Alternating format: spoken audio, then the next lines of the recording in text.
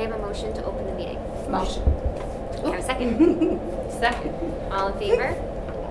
All right, the board will be entering into executive session for the purpose of collective negotiations under the Taylor Law, medical, financial, credit, or employment history of a particular person or corporation, or matters leading to the appointment or employment history of a particular person or corporation, or matters leading to the appointment or employment or promotion or demotion or discipline or suspension or removal of a particular person or corporation.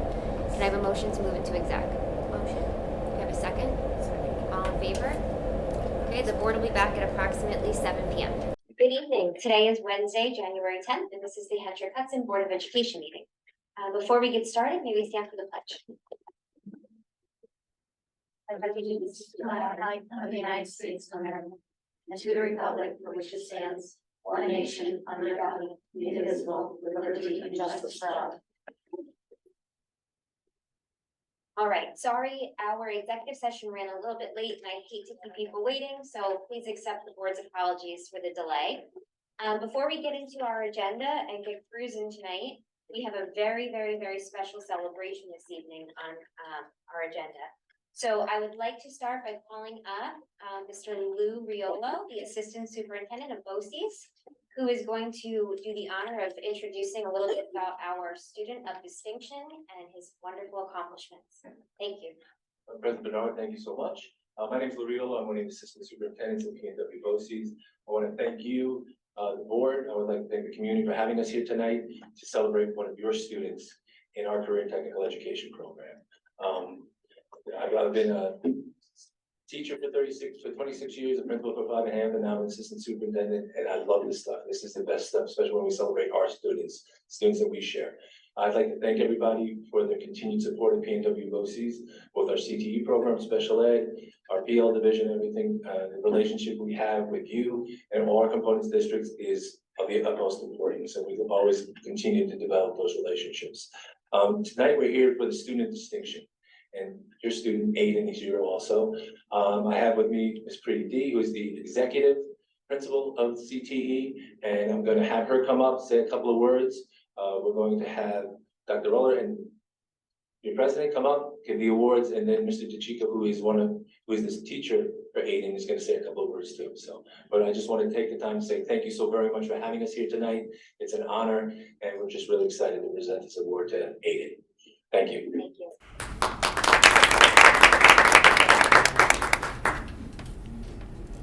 Good evening, members of the Board of Education, administrators, teachers, parents, the community here. As a principal at the Tech Center at BOCES, I'm always proud to see our students achieve something unique and different. When I asked for nominations for students from Hedrick Hudson High School that are attending at Tech Center, and I received actually quite a few nominations. And then we had to choose which one would be really that exemplary student to receive this award today. And so we are very proud today to call on Aiden Mardell. Can you come up?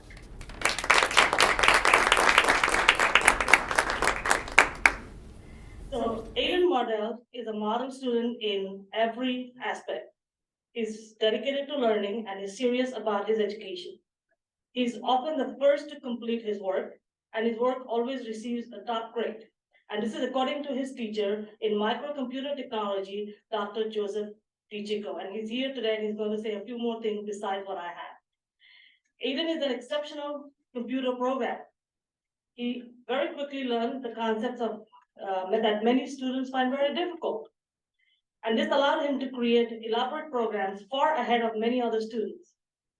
I believe I heard he's planning on entering the computer programming competition for Skills USA this year, which is going to be in a few weeks from now. And I think the skills that he has learned are really one of the best. And I'm sure he's going to bring home some hardware for us. Aiden is always willing to assist fellow students and is exceptional in troubleshooting computer problems and finding solutions. This year, when we had to build our computer lab, there were many computers that were not functional due to hardware issues. And Aiden brought the most computers back to life by troubleshooting all the issues, researching the solution, and fixing every single one of them. So we know he truly has a bright future in information technology and field. So congratulations, Aiden Martell. Congratulations.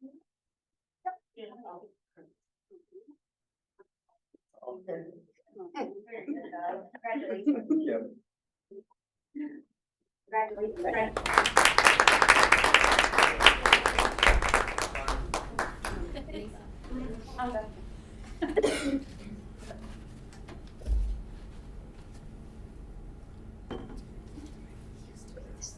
Can you put the next piece for a second? I'm going to call on his teacher, Dr. Ichiko Rao, to speak a few more little things, and I believe he brought something to show you guys as well. Thank you. Thank you for having us. Thank you for letting us give him this award. He truly deserves it. And I don't know if he knows this or not. When he completed assignments ahead of the other students, I would always set the bar up a little higher for him. He did notice that, okay. Just because I knew he could do it. And he always smiled. He was always happy to do it. It's students like that that really make my class. And even like I said, when we built the lab and we had a lot of computer issues, I would always put him on it. And the other students knew that too. And they would actually go and see what he's doing to troubleshoot, just to learn even more. And it's funny because I've taught all the students the same, but yet some of the students just pick it up so naturally. And it's his dedication too. It's not just natural talent, but his dedication. And we are entering the Skills USA competition. Normally we would enter it for networking and for computer repairs. This year, we're going to enter it in computer programming, and he has to program games. And I just took a snapshot of his game. Now, this is all generated with computer code. So they're actually writing computer code. This isn't done with any graphics programming. And this picture really doesn't do it justice because he has animation going on in here. And this was a hangman game. And I'm hoping that, yeah, we'll finish it, but that he can enter it in the competition. And I have a feeling that he's gonna do really well in this competition. So I have high hopes for him. It's the first time we're sending a student for this particular competition, programming competition, and I couldn't send a better student. So I'm very proud of them, and definitely everyone else should be also.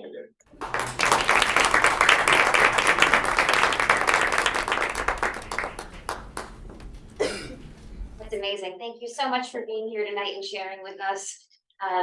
Really, really should be proud of you. Thank you. Congrats.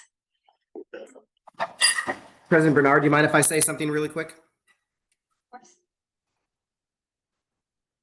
We have Mr. Trombley on. We have Mr. Trombley on virtually tonight. Is he there?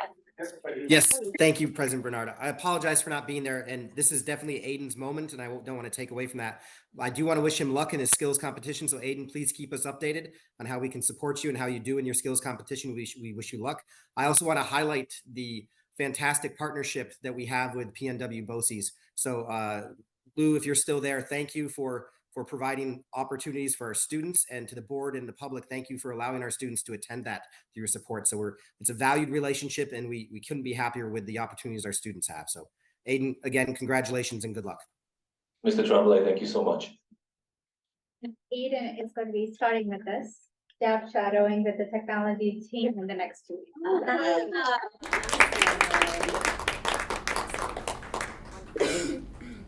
right, excellent. Thank you all for being here.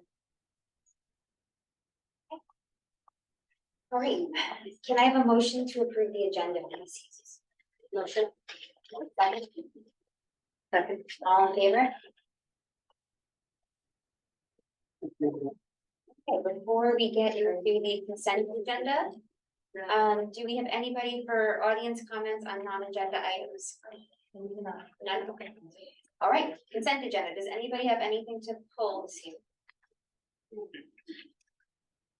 No? Can I have a motion to approve the consent agenda? Motion. Second. All in favor? I believe we have a donation this evening. I have one. I think one came through. There's two. One came out. Okay. The Hendrick Hudson Community Education Foundation has made a donation of $1,200 to fund the purchase of 2 CPR mannequins and 1 AED trainer for the high school. Can I have a motion to approve the donation? Can I have a second? All in favor?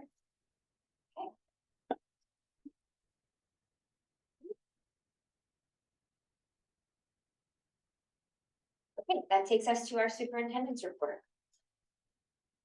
Bring back Mr. Johnson. Oh, sorry. Hold on that. Understood. Good call. Sorry, we have to do the policy first. Somehow That's much more before- exciting than, that's Okay. much more exciting. We have, yeah. Audience comments right now. What? Why am I missing this? Oh, you're right. I have to get used to the new flow. All right. The audience comments on agenda items. Carmen, would you call up our first speaker, please? Our first speaker is Bob Markle.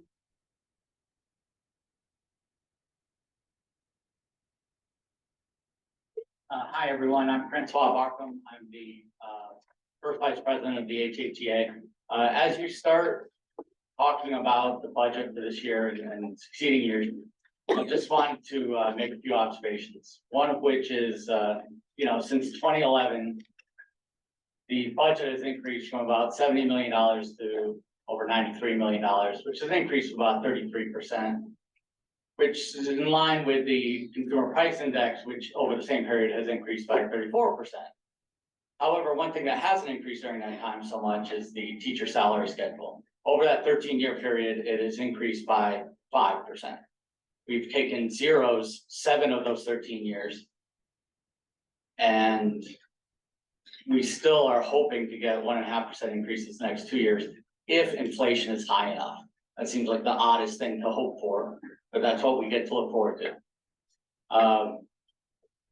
Other people who work for the district get yearly 2% increases or 10% increase, depending.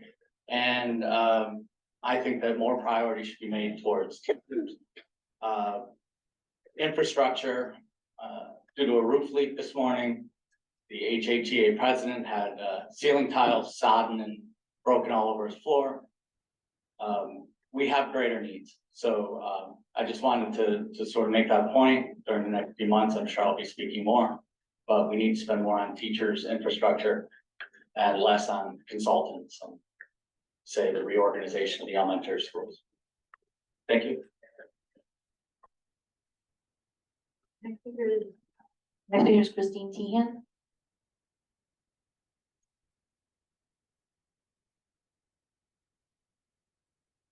Good evening. In the 1 month since you made the decision to restructure our elementary schools, you have developed the start of a budget that projects our taxes to go up by 6.42% so far. Considering how fast you made those projections based on information you already had at your disposal, I'm left to question why this process wasn't started so thoroughly before the vote. I listened to the auditor present at the December 20th meeting. He is someone who specifically has experience helping schools and districts where nuclear plants have been shut down. Yet when asked, he said he could not compare us to any other district because, to paraphrase, we are in a uniquely dire position. The 0% increase in taxes last year might have seemed like a gift, but combined with all that is currently happening, it feels like it might have set us up to see significantly more dramatic rise in our taxes than we anticipated for the years to come. These are certainly lessons we must learn from.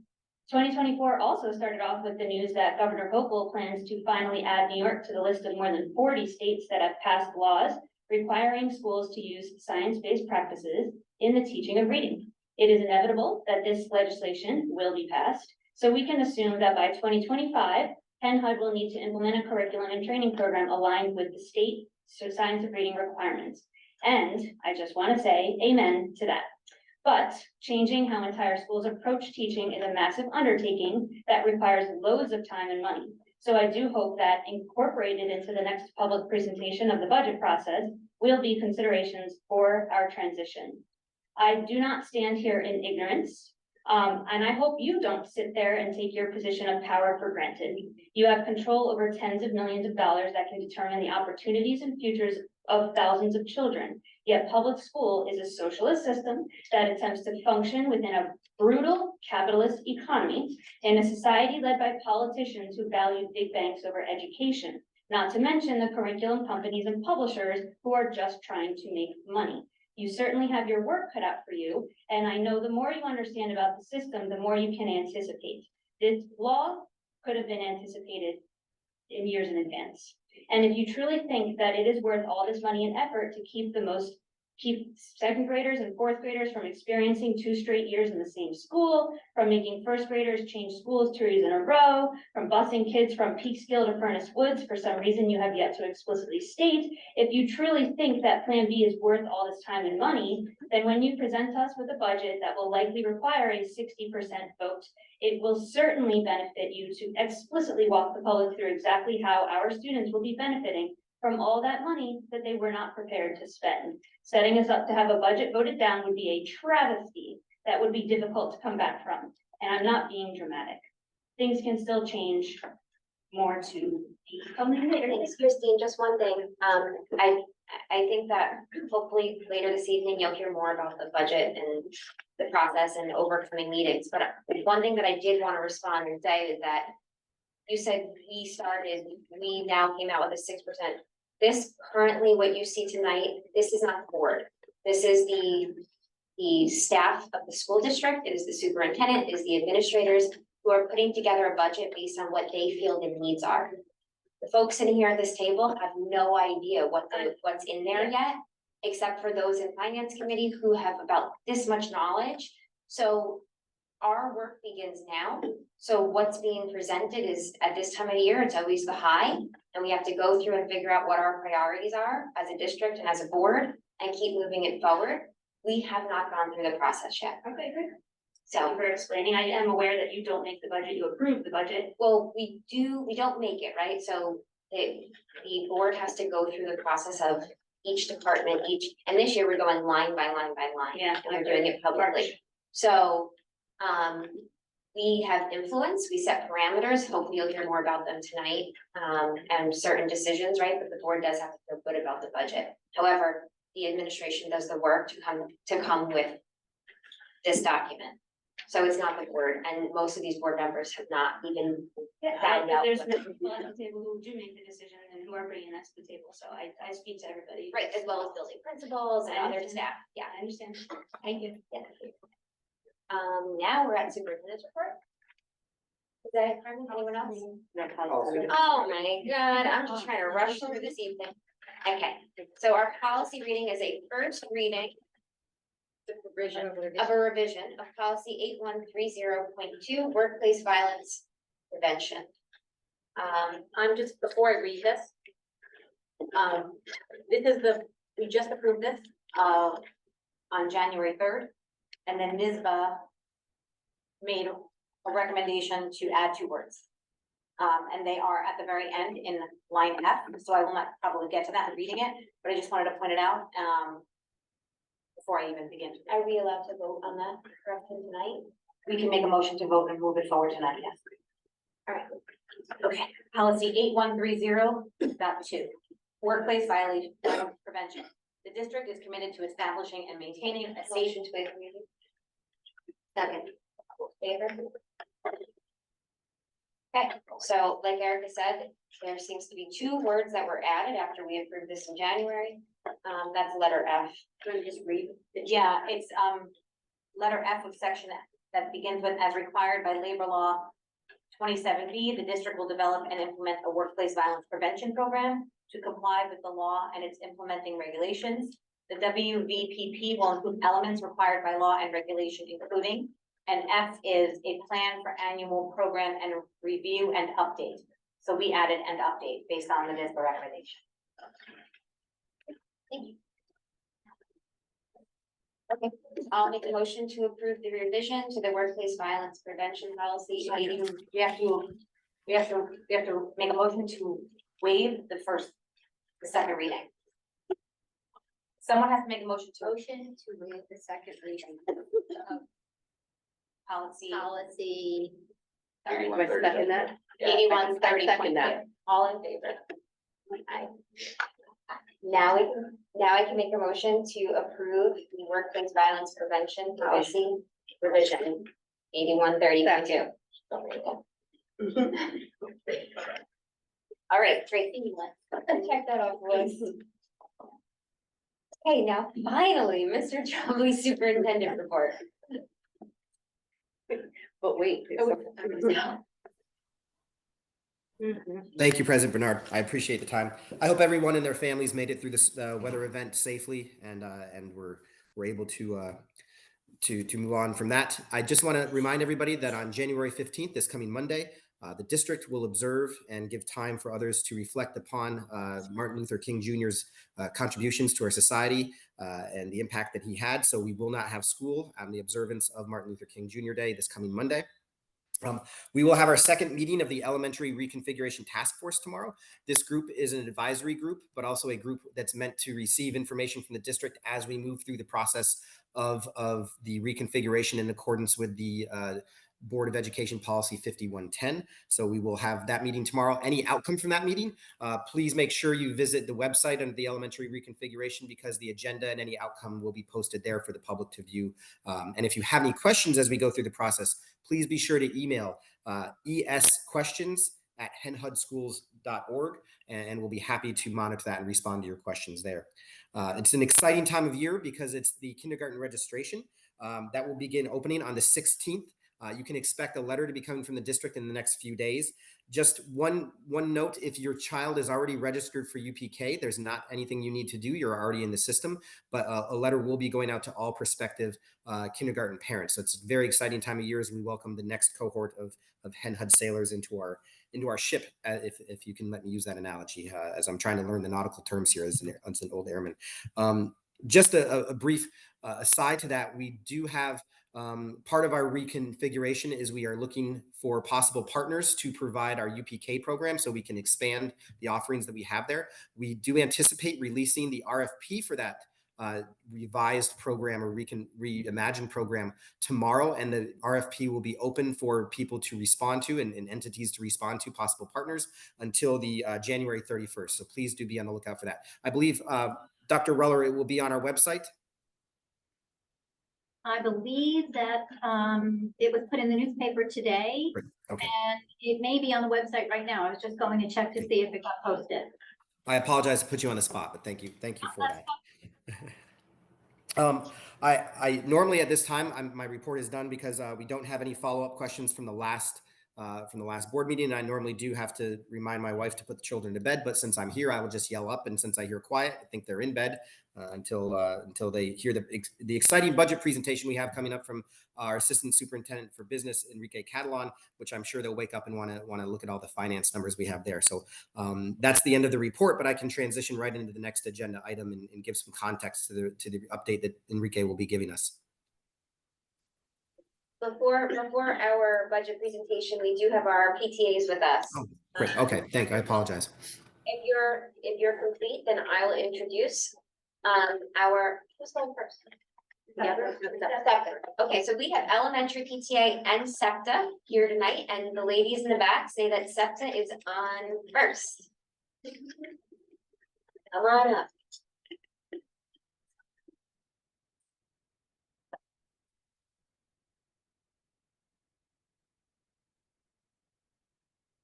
So we are the special education PTA. I am Jessica, co-president with Carrie. This is our vice president, Chrissy, and our treasurer who's not here with us tonight is Nancy Villanueva. For those of you who don't know, SEPTA is the special education PTA. Go to the next slide. We present to all the children in the district, our preschoolers, straight through 25 now. What we do, we support and we fund activities and we give grants to programs and classes. For example, this year alone, we just today actually purchased 16 modified recorders for our 3rd grade ABC kids at Furnace Woods, so they would also get to participate in the recorder music program. We have given grants We just gave a grant also to the STEM class at Frenchie Lindsay, so they could have special modified work with their ABC and 12.2 kids and ICT kids over there. We gave 2 of our 12.2 classes grants that helped supply them educational games, sensory bins for their classrooms. One of the classes bought a toy, like one of those toy machines, like the claw machines, so their kids could earn rewards, which is a behavior system, which works really great. We gave one of our kindergarten and first grade ABC classes a grant. She purchased a whole sensory corner, a table and wonderful things. So we really support all of our special ed classes. We support all the programs. And we don't just support kids who are classified as special ed. We will support any child. If your child needs help with reading or math, or your child is gifted, we will support any child in this district, which is what really separates us from the other PTAs. We host at our meetings guest speakers that are educational. Our goal is to educate parents. We also want to be a community. We want to be a safe place for parents to come and speak to each other, make friends with each other. We just want to really be there for other parents while educating them as well. We do have fundraisers which help cover our costs. We just did a SAC fundraiser that Carrie ran. And that's basically what we do. And how you can support us is you can become a member of SEPTA. You do not have to come to our meetings. You do not have to have a special ed kid, but being a member really supports us. It is the best thing you can do to support SEPTA. If you're not a member of SEPTA, join. Really, you can come to our fundraisers. You can purchase from our fundraisers.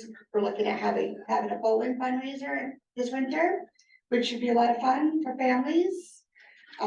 You can come to our meetings, and if there's a topic you'd like to learn about. We do offer our meetings hybrid. We are here and we are virtual. We post our links on Facebook. We post them online. Our next meeting is January 31st here. And just tell people about us. If you know a friend who is struggling, tell them that we exist and we're here to support them. And basically, Your meeting's at 7? 7 on the our meetings 31st? are 7. You should come. Thank you. Thank you. Thank you. Thank you. Sorry, I was on the calendar.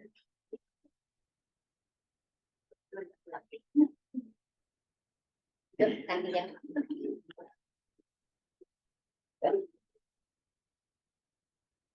All right, look at She's making sure that your meeting is in her calendar. All right, now we're switching over to the elementary PTA. Jess, both? Yeah, I'm both. She's both. I'm both. I do it. Take it away.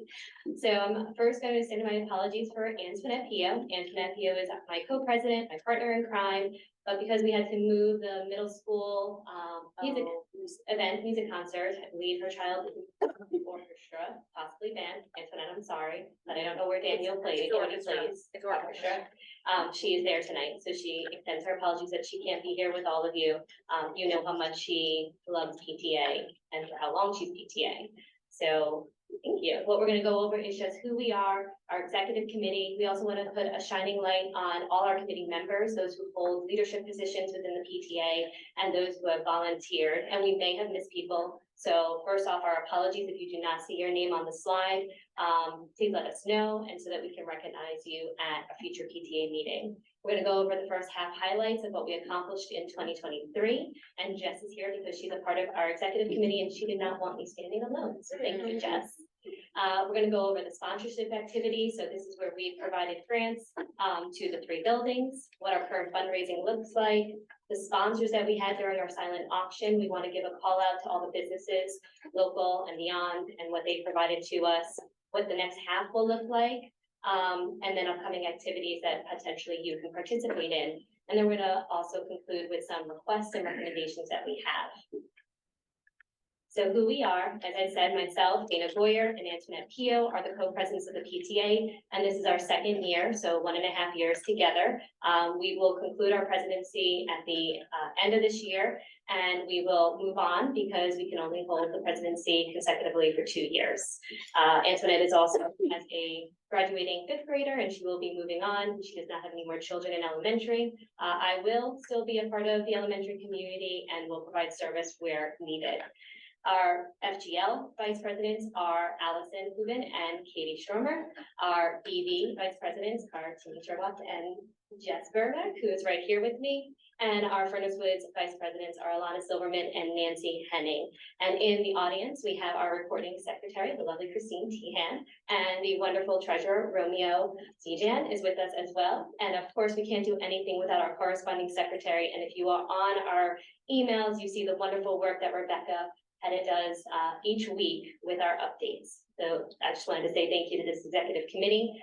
Most of us have been together for 2 years. We have a few newbies like Romeo, Christine, and Nancy who joined us this year, but we have been a powerful unit together and we work so well together. So thank you all for the work that you do each and every day, supporting the building, supporting your principals, supporting the teachers and staff, and supporting Antoinette and I.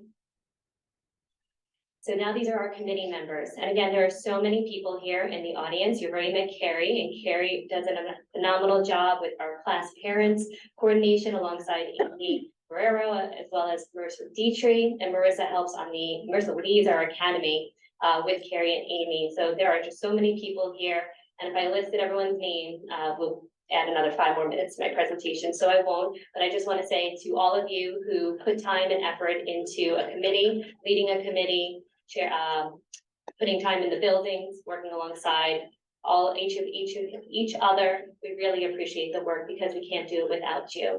And if you are interested in volunteering, there's still more time and more events. So please come out and help and just let us know. You can always reach Antoinette and I at president@hhepta.org. We're happy to have you.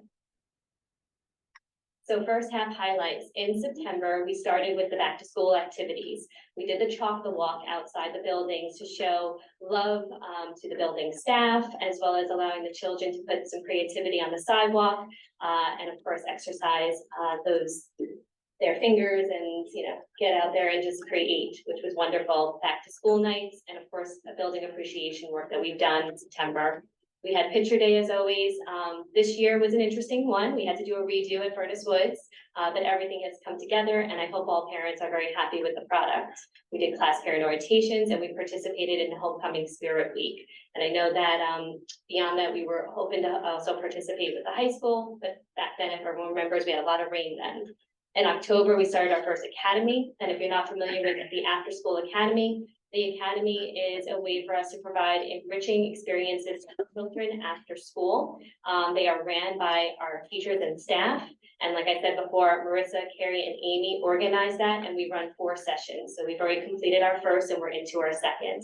We did a really cool movie night at the Furnace Woods building, but it was open to all. And we had a big screen projector in the gym because it was raining. We hoped to do it in the blacktop out back, but it was a really cool experience. We sold some treats, we had free popcorn, the event was free, and people who did come out really enjoyed it. So we'll look to have something similar in the spring. Our fall festival went off well without a hitch.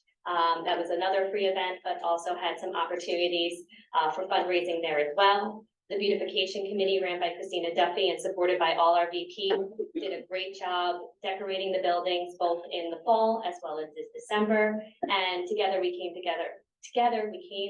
as a unit of the district and celebrated Unity Day by wearing orange. November, our school store kicked off, which many children love, and maybe some do not, but it's been a fun event to host every Friday, and we hope that we can continue to do that in the coming years. The parent-teacher conference happened, so we had a PTA table at every school to give information to parents about what we do and how we support their students and support their children. 5th grade committee ran a pie sale, and then on Kindness Day, the district came together once more to wear blue. In December, we had holiday decorating, so the beautification committee alongside the VPs and building admins and staff put beautiful displays, so hopefully you were able to walk through those buildings and see all the decorations that we supported. We also had our silent auction, we had our breakfast with frosting, and then we hosted our holiday shop before we closed out with the festive sweater pajama day. And in addition, we supported many building activities per grade around the holidays, like gingerbread houses. And we also had ice cream making. I know that I believe the fourth grade did cocoa, hot chocolate, cookies. They did cookie decorating. So different events that we were able to support. So this is a little fun picture. Shout out to Mariella for creating it for us, kind of summing up what we did the first half of the year. Okay, so now, as I said already, this is all the sponsorship opportunities that we've had a chance to honor, and some of the ones that I haven't mentioned was at Furnace Woods, Miss Boyle's Sailor News Program. We were able to support her with a new mic, tripod, and lanyards for all the newscasters, which is great. For Mr. K, our physical education teacher at BV, he was looking for new equipment and new jump ropes, tether ball, different types of balls, soccer, football for his building and for the second and third graders, and we honored that, and he has now received everything on that list. And we are supporting reading book bags. We did support at the beginning of the year homework folders. At FGL, they recognize student birthdays with bookmarks. And again, this is just everything that we are able to provide to our students. And then on the other side of it, we also did a wonderful holiday scarf for all the students. We did a holiday gift for the teachers and staff, and we continue to recognize not only them, but specific groupings within the building administration as well. And then we had the back to school sweet treats for our teachers and staff too. So around 22,000 we've spent so far. And of course, we have more to go. And this is how we did it. So Academy helped supported, school store, our festivals, holiday shop, silent auction. We did a magazine sale. Thank you, Romeo. Our pictures, our toolbox. When people buy the supplies from the toolbox company, we get some proceeds from it by being a PTA membership, although PTA does not like me to say that or any of us to say that, but a component of it does go to us for that provides us with funds. And then, of course, open donations, box tops for stipends, spirit wear, and we have a merchandise shop too. So if you are interested in some really cool items like a water bottle, keychain, magnets, stickers, some of the extra scarves, shirts and hoodies, you can go to our Member Hub website and check out some of those merchandise. And Allison will make sure it backpacks to your students for them to bring home. And then this is our silent auction sponsor. So we had so many businesses who came out and provided us with items. It went over very well. And the best part of the silent auction are the school experiences that we get to provide. So thank you to our teachers, our staff, and our administrators. Mr. Trombley's 3 lunches all went. I won the one with Anita Joy, so I'm really excited about that one for Johanna. And we are just thrilled that we can continue to provide this event to all our families, and they get to bring something home for themselves, for their child, or, or not, or for, as a gift to someone else. So it went over really well. All right, so most importantly, we wanted to use this opportunity. Our positions are for 1 year on the executive committee. And every year we have to, per our bylaws, create a nominating committee, and that nominating committee is voted into their positions, and they create the slate of officers. And we are seeking individuals for the nominating committee. We held a conversation last night at our January meeting and received 4 individuals who raised their hand to be members of the committee from our membership. And then we've also have 3 that are coming from our executive committee. So we have 7 so far in play to be voted upon in February. But that doesn't mean we can't have more contenders to be considered for the nominating committee. This is probably the most important job that we have from our volunteers, because these individuals have the opportunity to make the future slate that the membership will vote on. And like I said, our positions are for 1 year. So for co-presidency, myself and Antoinette will not be running. And we are looking for 2 co-presidents. We are looking for VPs for our buildings. We are looking for a recording secretary, although Christine has 1 more year, she'd like to take it. corresponding secretary, we will need someone new in that position. And treasurer Romeo has one more year, but we're lucky about that as well, so we can have consistency. We're not looking to shift the executive committee based on your decision that you made with the policy. We believe that our structure will still work in the new model, because we can also look at those VPs either by building or by specialized committee. So there's different ways that we can structure the go forward of the PTA, but we as a group will leave that in the hands of the future executive committee that is voted in May. And then what to expect, we got 3 great dances. Mariella and her committee put on an amazing dance, so if you have a child in one of those buildings, please go, it's a lot of fun. Spring Festival will be upon us, family fun nights like bingo, game night, craft nights. We will have our Scholastic Book Fair, coinciding probably in March and April alongside the parent-teacher conferences. We're looking to do 2 parent education forums. And we have different fundraising activities that will help to continue to support.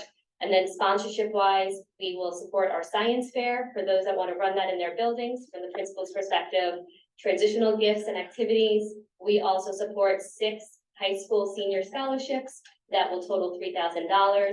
And then we have still for the remainder of the year, our teacher and staff appreciation activities and any fun activities that the principals would like to do in their building, field day, or bubble bus, popsicles, but you name it, we will of course be there to bring that into our buildings. And any additional assemblies that we're looking at. There's some science ones that have come up that the buildings are interested in, and we're exploring that to keep children in the buildings, but bring fun activities and educational activities there. And we're supporting some of the field trips as well that go beyond the BOCES budget. So our request, I'm gonna echo what Rebecca quickly said, please automate I know, it's just. the building request form. Please, somebody. Yes, she paid me to say that. No, I'm just kidding. She didn't. Sorry, Rebecca.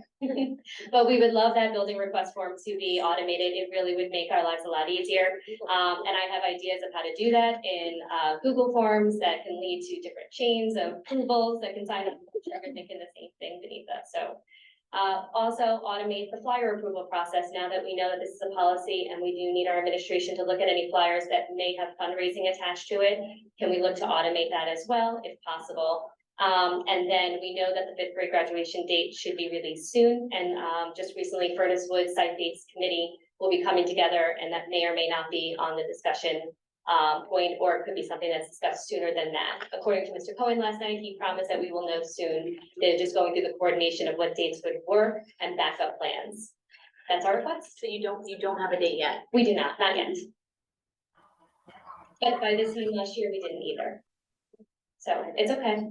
We're I anticipate having a conversation with Mr. Cohen tomorrow. I know he's having a conversation with the 8th grade, with Mr. Giovanazzi to coordinate perhaps the use of the middle school. So I do anticipate having a date so people can start to calendar that within the next few days.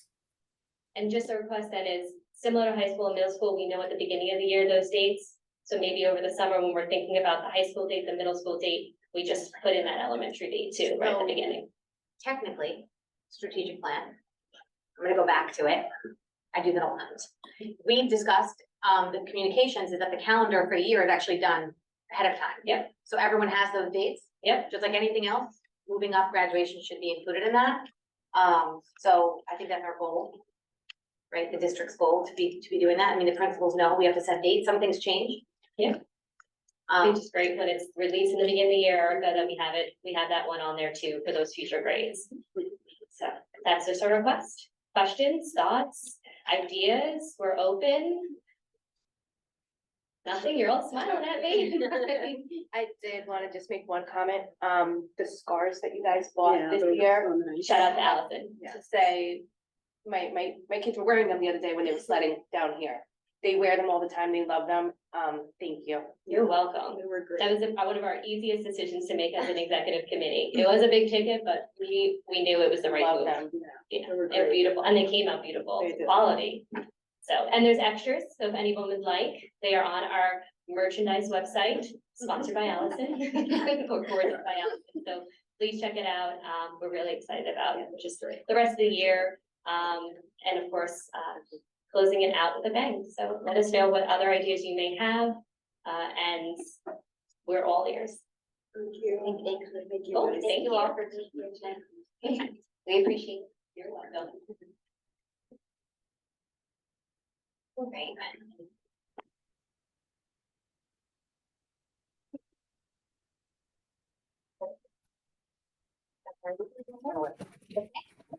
You go on now.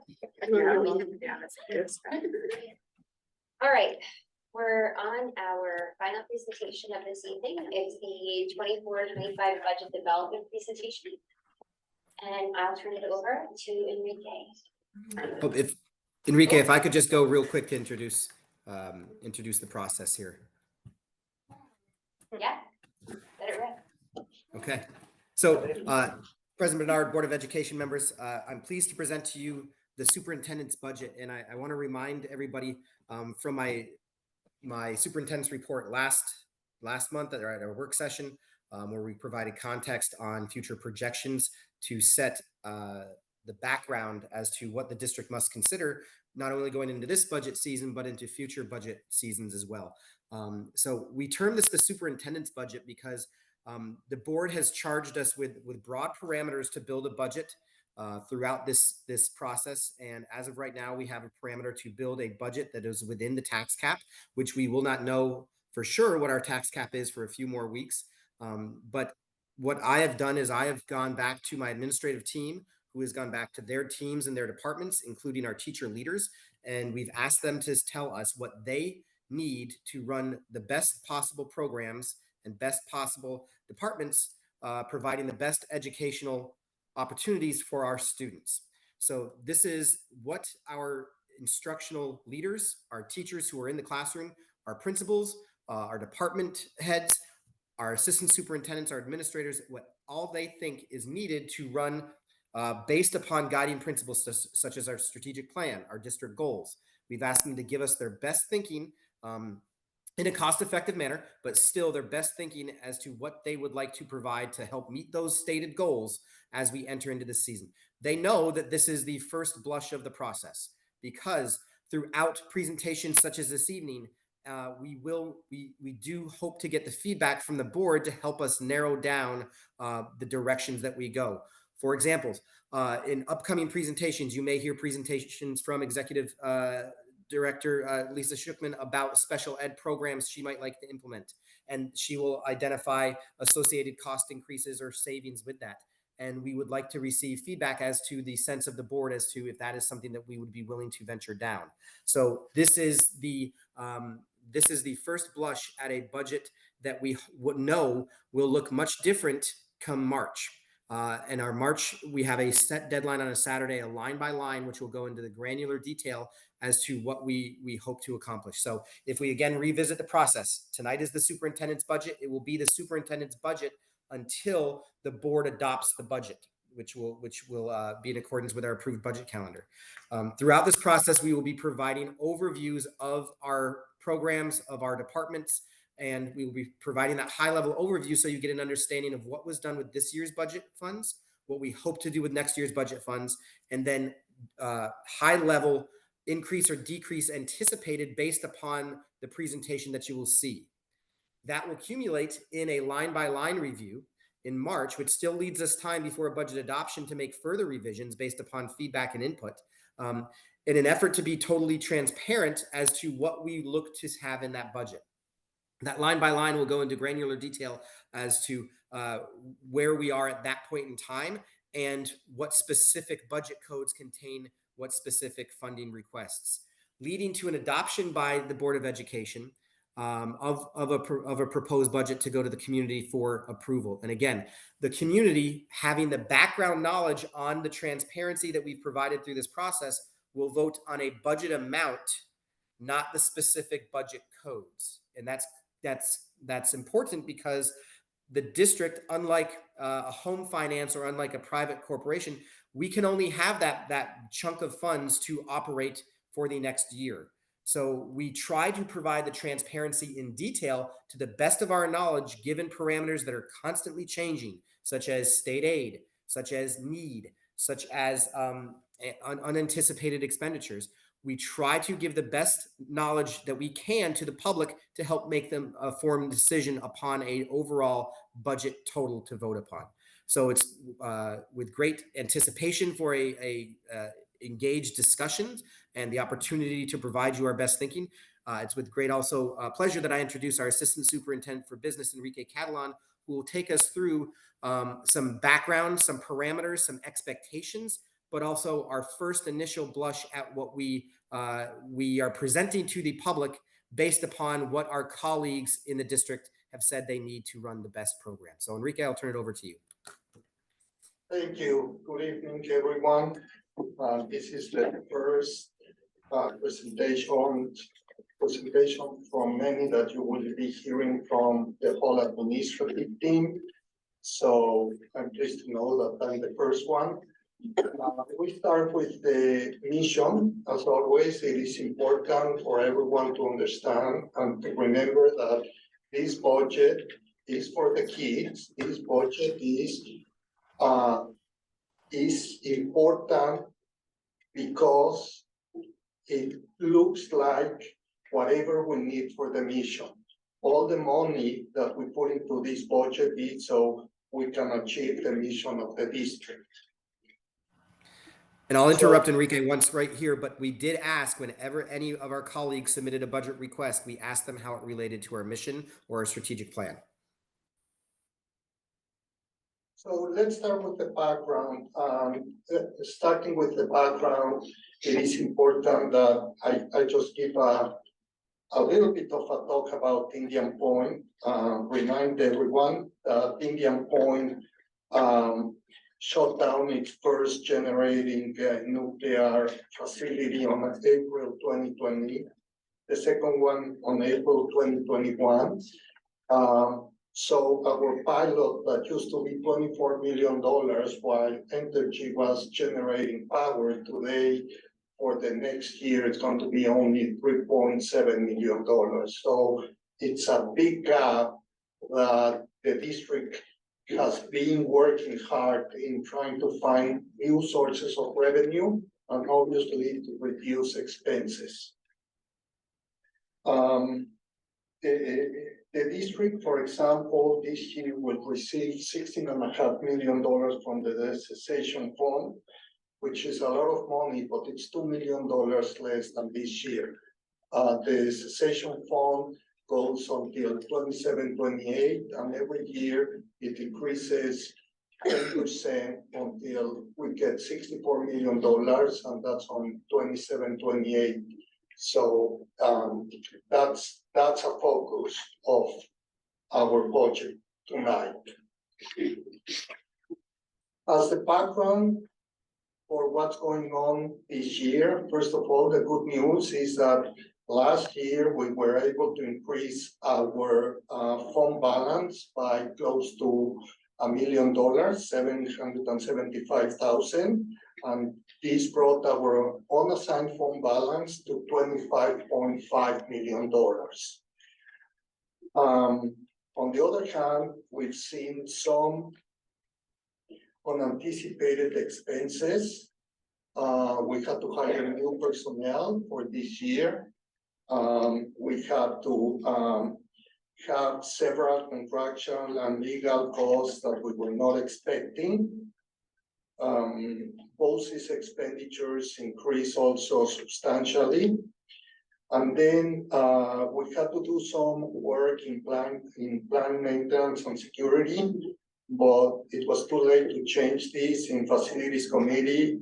Anthony reminded me that out of those $240,000, $106,000 didn't come from the operating budget, that they came from our repair reserve. So this number goes down to around $70,000. This year, we really have started having some problems with the substitute teachers. So far this year, we have spent $172,000 in substitute teachers. Last year, we budgeted total for this year $110,000. So you can imagine this is a big number, given that we're not even halfway this year, and we're already over budget by 60,000. And also, we're running co-curriculum clubs more than we expected, so we are in the red by $70,000. Enrique, can you just explain what the co-curriculum salaries are? Is that, you say clubs? Yes, it's mainly the clubs, co-curriculum, it's mainly the clubs. Middle school and high school only? Yes, we don't have anything that goes through the operating budget in the elementary schools. Why is that unanticipated? Don't we have clubs every year? Yes, but that's what I'm saying, the anticipated cost was $70,000 more than we had in the budget. So either they are running, they are running more clubs, I don't think that's the case. or then we need to look We because. should look at that. So we've asked our principals to reach out to our advisors and to gather some data on this particular topic, and we hope to be able to update the board in the near future. So it's $70,000 over what we had anticipated. Yes, And then substitute teachers, do we have an idea of why we're tracking like this year? well, there's two main reasons. One, we've got a lot more sickness among the teachers. And number two, because if you remember, the board increased the substitute rate last year. So the two of them combined have made this number. And I don't know if finance committee has a breakdown of all of this. Do you guys have a breakdown of the substitutes? No. What do you mean a breakdown? I mean, we increased the rate because we felt like we had to, right? Because we Yeah. weren't getting substitutes to cover our classes, and we had the sign and release issue. We were trying to resolve that. So I guess it's important for us to know how many of our substitutes are being paid at what rates, right? So to get how we got here. And then I think we have to look at our teacher absences. Are they tied to FMLA or disability, or are they just absences? Are they above and beyond the contractual obligation of the district? And how many of them are like a sixth assignment, right? Because we have, sometimes we do that to cover. Is there any way that we can present this to the community so they have an understanding of what that, and I'm assuming that's a K-12 100. Yes. Can you also do it by building? Yes, it's by we track it by building. So before this year, we only had one rate. Now we have three rates. One rate is if it's certified, another rate if it's not certified, and the third rate is if you commit yourself and come for consecutive days, then there's an increase to the 10 consecutive days in the grant. Did our substitute opportunities expand with this change? Do we have more substitutes this year than we did in previous years available to us? So I brought that question up at our last cabinet meeting, and there was an initial, Dr. Roller mentioned there was an initial increase in interest because of obviously the more competitive rate. But getting substitutes to take the jobs that they're put out each day by the number of districts is always a difficult thing to do. So we're always looking at different ways to address this. So we had a discussion in our last cabinet meeting to explore various ways to approach this. With the amount of money that we're spending on substitute teachers, does that put us to a threshold of looking at other options, such as exploring more permanent subs in the building, ideas such as that. But I do, Trustee Mills, want to make sure that I have the data that you'd like to receive for the board. What specific data points would you like to see related to attendance? And we can make sure we get that information for you. I would like to know if a teacher is absent, if you have coverage. So if there's an increase of teacher absences, does that mean kids are sitting without instruction? I would say that this has been a very unusual year in terms of extended absences. So we've had a number, unfortunately, of colleagues that have had to be out, not for a day, but for weeks at a time, obviously due to illnesses that were unanticipated. And that means that you don't have a daily sub, you have a leave of absence, which is a different rate of pay. So we have a number of those. We have, there's always a blessing in maternities, but that is also a different rate of pay. I had a conversation after our cabinet meeting on Monday with Fran Dodaro, who's, as you know, is the assistant in HR, and we are actually going to put together the statistics, how many people, even trying to look at how often have we tapped our TAs to cover, because that's a different payment. So, I won't have it tomorrow, but we're curious about those numbers, but it has been, I would say, an unusually challenging year for this. I think the community would like to know the number of Sure. absences, the number of teachers out a day by bill, And by like building. what buckets they fit into. Some are out of control. If disability or FMLA or long-term absence, Right. they're in a different bucket than. And if there's any kids that are sitting with no supervision, I mean, who's covering these classes? That is the question of the day, and I know that Superintendent Trombley was in the process of negotiating a different way to cover at secondary, where a teacher in a department could be paid to cover an additional class. I don't know that that has been completed yet. And as you know, at elementary, it's a different process entirely because their teachers are not available that way to do that. So most often, if the permanent sub is not available, or there isn't an outside daily sub, then they will pull one of their TAs to cover that at the elementary level. And at the high school, the middle school level, when they have an excessive number of absences and they can't cover that. Because we don't, we have this large substitute teacher amount, but we don't always have coverage.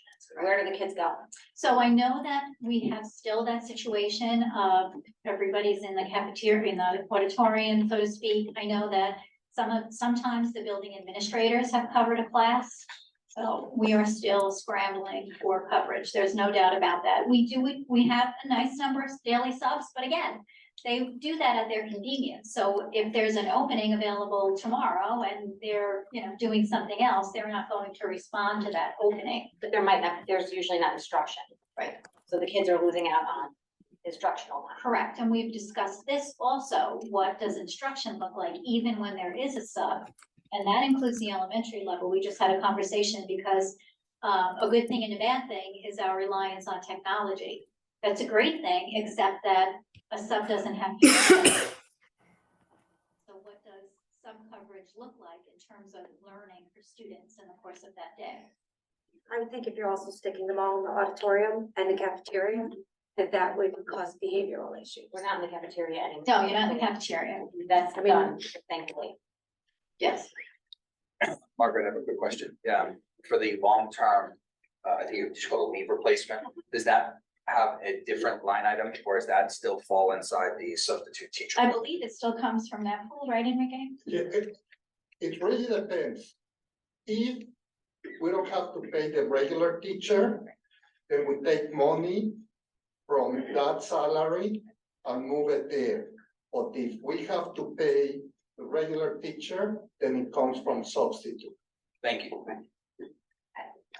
One more question for you, Margaret. If you're talking amongst colleagues at other districts, are they struggling with the same situation? Yes. No one wants to do this work anymore. It's a challenge. Don't let, it's a challenge. And even at the higher pay rate, it is a challenge. So it's just. Are the other districts experiencing the same amount of absences? Well, I can't tell you, that's a personnel issue, so we don't sit at the table and say, how many people did you have out this week? But I would imagine that, people have, in any given year, you have, like, as I said, the blessing of new families, so you have maternity leaves. I think for us, I've only been HR for 2 years, but I've certainly been a colleague for 10. I think this was an unusual year in terms of the number of teachers that had to be out for long-term health issues. Have we ever, this may be unprecedented, I don't want anyone to get nervous that this is something that I'm asking for. I'm just wondering what other schools do.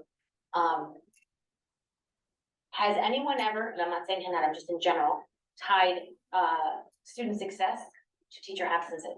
Well, it's an interesting thing, because there's a brand new book out that we discussed together that actually reminds us that one of the data points we need to look at when we look at student performance is not just student absences, but also teacher absences.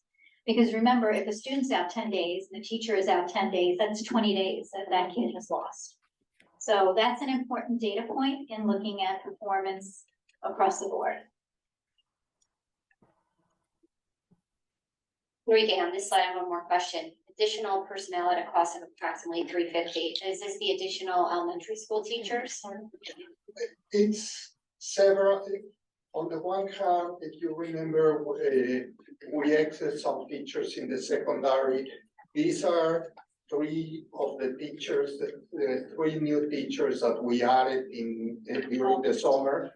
And then, if you remember, we were going to got several teaching assistants, we didn't do it, so when you do the extra money that we pay for everyone that we did not have in the budget last year compared to what we're spending, that's enough. How many teachers, we budget for additional teachers, correct? So Year to year, year over year. year over year, we assume that we budget to have contingencies to hire additional staff.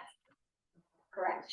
We always budget for contingencies, but for me, this extra 350, it means that in personnel salaries between what we lost and what we added, the positive was 350. We can cover it. We can cover it, but this anticipated expense in the sense that we didn't budget during the budget time for the 3 extra teachers. So this would include personnel costs, not only maybe additional administrators, additional teachers, but also breakage that might come with their salaries as well, or lack of breakage as well too. I mean, for example, What's that mean? Breakage. So go ahead, Mike. So if you have a teacher if you have a staff member who's making $100,000 and they leave the district, but you hire a staff member making $60,000, that's considered a $40,000 savings from personnel costs. We often refer to that as breakage between the old salary and the new salary that you brought someone in under. Sorry, And then the contractual expenditures and legal costs, is this 180K over what you had anticipated? We've already spent 180K over what we've budgeted for? Yes, because those are settlements that we did not anticipate. We may need to see a list of those, because I'm not sure I know what those are. I don't know. I guess it's important for us to understand what that looks like. Like on paper. Like, for example, we budgeted for our lawyers for 110. We're already above that number. So what are For we? the whole year. So right, are we 110 plus 180? No, Oh, okay. that's why I said contract. So every amount you see here, members of the board, is current where we see ourselves over the budgeted amount that we may have had to move money from another budget code, if that makes sense. So remember, we present and we budget by function code. What does that code do? Is it a curriculum contractual salary? In other words, is it a curriculum contractual expenditure? Meaning, is this something we identified last year that should have been coming in support of curriculum, and it was a contract, but we had to go above and beyond what we anticipated?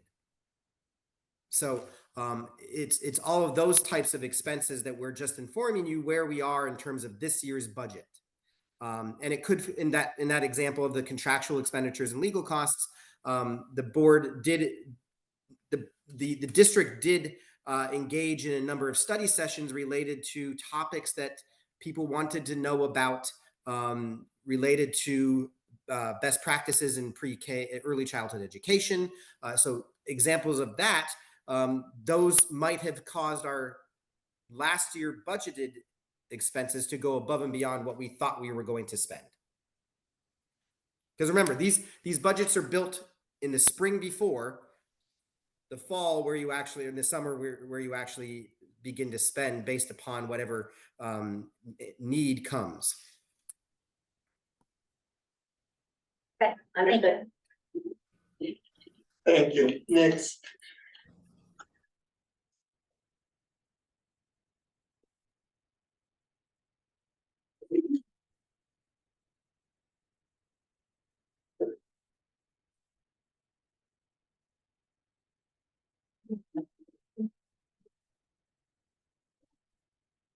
In this graph, I just want to give a history of our cessation fund payments and pilots.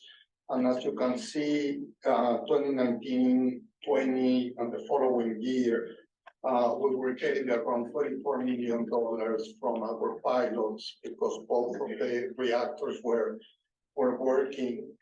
Then the following year, we received half of the pilot because still one reactor was working, but not the other one. And we started getting some of the cessation fund money. Then going forward in 2022, 2023, that's when we got the new agreement with Holtec that we got $4 million from Holtec, and the rest came from cessation fund. The important part again is, like I said before, 27, 28, basically our cessation fund money runs out because that year we hit the $64 million that the fund had for us. So I think it's important for everyone to understand about that pilot payments. And by the way, these are only pilot payments regarding India. So because it's $2 million left this year or next year? Is that the difference? in cessation fund money, Cessation fund only. yes, Okay, so we somehow have to make up that $2 million. yes. Understood. Every year is the same. Okay. If you look every year, it starts shrinking, and shrinking. The way the cessation fund works, so everyone understands, is you need to have at least an 80% reduction in your pilot payment from the generating facility. That's why the first the cessation fund money was after only one reactor. The cessation fund will give us 80% of the difference. The second year, they will give us 70%, 60%, 50%, 40%, until it gets to zero. But before it gets to zero for us, the $64 million that were set for us get there. So that's why if you look in 27, 28, it's about $2 million, maybe a little bit less, because it's the last $2 million that we have in the fund for us. And again, so I want to remind everyone, we're talking only about pilot payments from Entergy and Holtec. We have other pilot payments that we will discuss later. I have a quick question though, Enrique, just in looking, I'll let you get to the last slide, but it looks like we got another 2.9 million in additional aid, right? That we didn't have the previous year. So even though we lost the funds from the cessation and the pilots, we also got more state aid and more revenue. But I will till you get to the last page. Yes, thank you. I'm sorry, Enrique. Indian Point, we lost 24 million. No, Indian Point at the top in 2019, 2020, it was $24.5 million.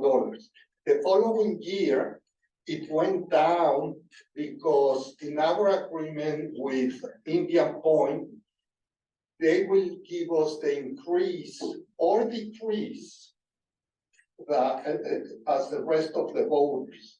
And we had a decrease in 2020 to 2021 compared to 19 and 20, so that's why also you look at a small decrease. You see that how there's, so the cessation fund says compared to the highest pilot payment. So for us, we always compare it to 2019, 2020, which was around $4.5 million.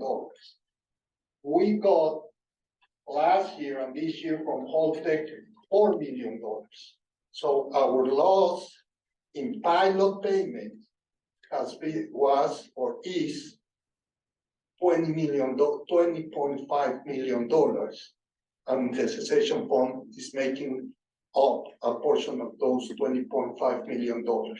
When you hit the year 27, actually, let's do 29-30, and your cessation fund is gone, does that mean the taxpayer is then going to absorb that $20 million? Well, we can look at my projections, and basically what I'm saying in all my projections, I'm taking that into account. So I'm leaving more fund, more money for those years, so the tax levy won't increase that much. So basically, if you look at, and we can look at them in a next board meeting, my long-term projections, all my projections are that the tax levy will increase between 5 and 6.5%, but it won't jump All at once. all at once. So We will have more money set aside to make up the last $2 million from 27-28. But it was also state aid increase, so we got less state aid, we were on a pilot for Entergy. Oh, So our yeah. state aid increase, so it's not all on the taxpayer, but a majority of it would be on the taxpayer over time.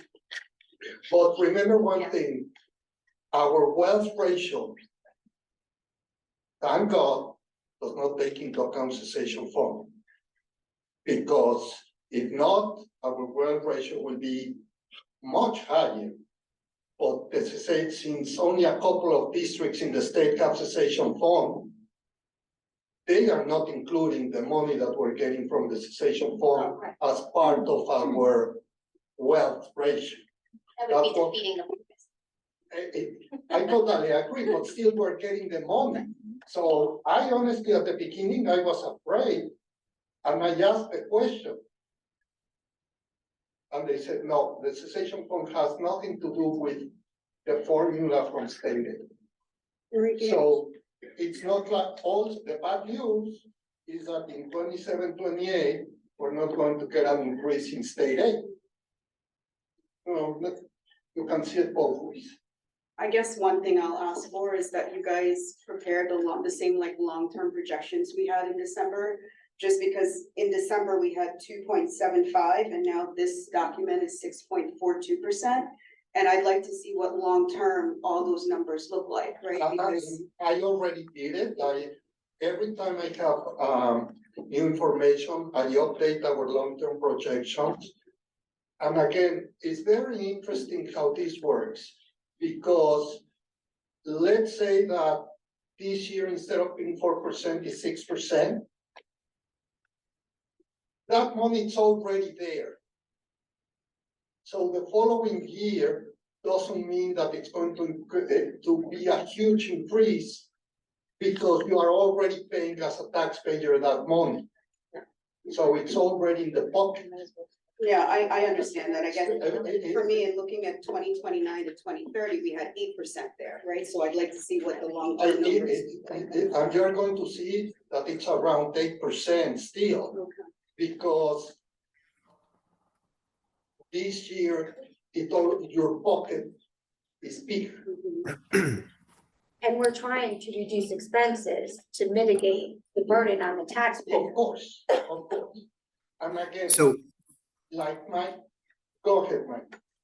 I'm sorry to interrupt. I apologize. It's tough to see when I can jump in. Trustee Dietrich, we will make sure that at every one of our monthly presentations, we add on one of those we add on a slide about reviewing the long-term projections, just so everybody has an understanding. As we get more information, we'll update those. And I know Enrique is very good about doing that when he gets the information. Is there a spot where, I mean, not everyone knows how to calculate this? Is there a spot on the website where someone could put in what their taxes are now to see what the increase, like based on whatever at the moment? We used to have a calculator, and we will. Okay.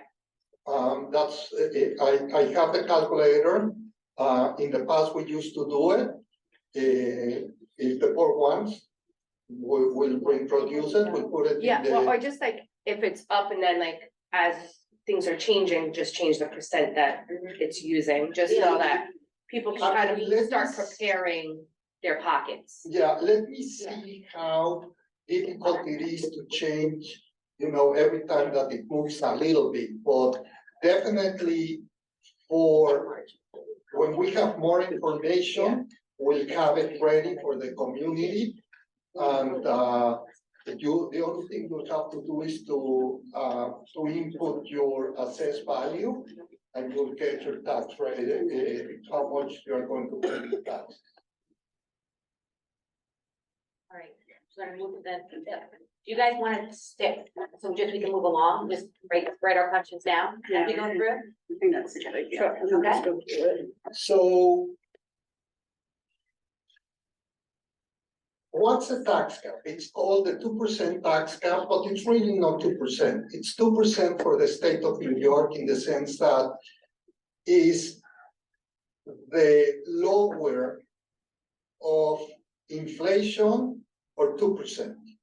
So if for many years, and we're going to see it later, the tax cap for us was a lot less than 2%. For the last 3 years, the tax cap for us was 12%, 14%, but obviously we were not going to increase the taxes that kind of amount. In the next slide, I'm going to explain the formula. But first, I want to explain the tax cap and the variables that we need for the tax cap. First of all, you need to know the pilots from last year, from this year and next year. We have that information. State aid, we need to know our state aid because a portion of the tax cap comes out based on how much state aid we get in a couple of places. Then we also have the assessment growth factor. We have that number, and this year it was 1.0036. So our assessment increased 0.36%. And then also the capital improvement debt. So for this presentation that we gave our tax cap, we estimated the state aid and the capital improvement debt. The rest of the variables, like I said, we already know. And by March 1st, we will know what our tax cap is going to be. We will have enough information. And then if the state changes the state aid, then the final number will be later on. But if the state is on time, because we need to know our state, by March 31st is when I have to at least give a preliminary tax cap to the state. Here's one of the struggles that we have as a school district in presenting a clear and concise budget to you, is that we often don't know what our funding sources are going to look like until right before the budget vote. So this slide, we have the 2% tax cap in quotes, because you hear the 2% tax cap, but there are a number of variables that can make it not 2%, either higher or lower. And Enrique just went through that. But if you look at the way how funding flows, the federal government budget is due at a particular time. The state budget is due right around the time we're going to present and we're going to adopt a budget and present it to the community for a public hearing.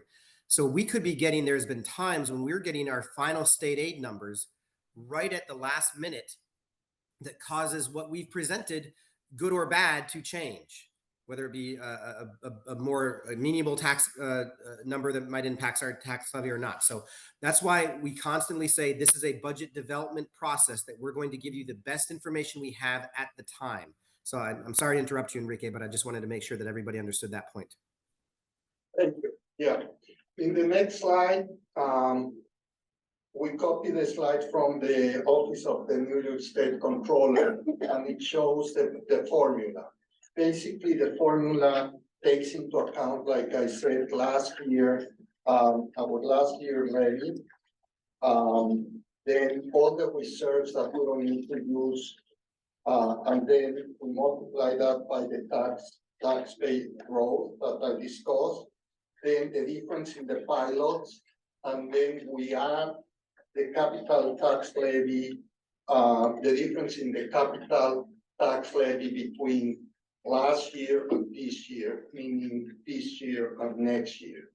So I will continue working on this, and probably in our next meeting, I will bring you the computation for us with so you can have a better understanding of the formula of the tax.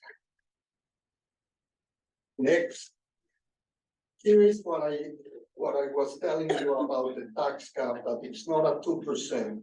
As you can see, for us, it has never been a 2%. If you look in 16, 17, our tax cap was negative, was a decrease in the tax cap. Then you can look at 20, 21, 21, 22, and 22, 23, how our tax cap increased substantially, because every dollar that we lost in pilot payments goes in favor of our tax cap. And every dollar that we increase our pilot goes against our tax cap. Next, please. The good news is that our fund balance has continued to increase in the last several years. We've been very mindful since the announcement of the closure of Indian Point in expenses. Our expenses, we had, they've grown, but at a lesser rate. So we've been able to increase our fund balance, that today our total fund balance is close to $25 million. That includes our unassigned fund balance and our different reserves. Also, the board has been discussing for months about opening cessation, a reserve for the money that we have in unassigned fund balance to be at the 4% limit from the state. In the next several meetings, we're going to discuss opening this reserve so we can transfer the money from our unassigned fund balance to that reserve. This graph just shows, how our revenue sources have changed over time. Obviously, the important one is the pilot, the cessation fund, and the fund balance. But that gives you an idea how drastically our revenues have changed over the last 6 years. So now, why don't we move to the budget? I want to start with the parameters. The board gave us the first parameter, not to exceed the tax cap. Our budget, even though the tax cap is not on the budget, but by calculating how much the tax levy is, we need to have a budget that calculation cannot exceed the tax cap.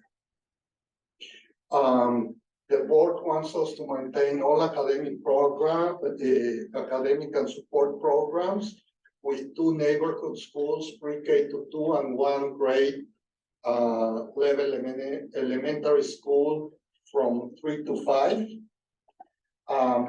We are reviewing class scheduling in secondary level to try to make it more efficient and to reduce expenses. We want to maintain the pre-K program, but this time through outside providers. The special education, Lisa needs to add 2 teachers, 1 psychology, 1 OT, 1 teaching assistant, and contract a psychiatrist. But we expect to offset these costs with the possibility of tuition pay, of bringing new tuition students to the district. Enrique, if I could just speak to the budget parameters, because this is where really, when we talk about the budget development process, we're presenting the board, who will eventually present the community with a budget within these parameters. And these parameters are going to narrow down as we and adjust as we go through the budget development process. So I know many people may look at this and say, review class scheduling in secondary level to increase efficiencies and reduce expenses. But what we're asking our building leaders to do is to work with the staff and say, here are the offerings that we give. Do we have any that are similar? And looking at enrollment trends that have not had enrollment that may justify it running every year. Should we run it every other year? Should we work with our counselors to say, we want to provide these opportunities for our students, but it may not be beneficial to provide them every year, but still have our students have the opportunity through their coursework or their progress through high school to be able to take that course. It's a very delicate balance between fitting within the parameters of a tax cap, but also to do things the way you've always done in years before. So that's why it takes the collective knowledge of our educational staff, but also the input of our board and our community at meetings such as this to help us make those best decisions for our students.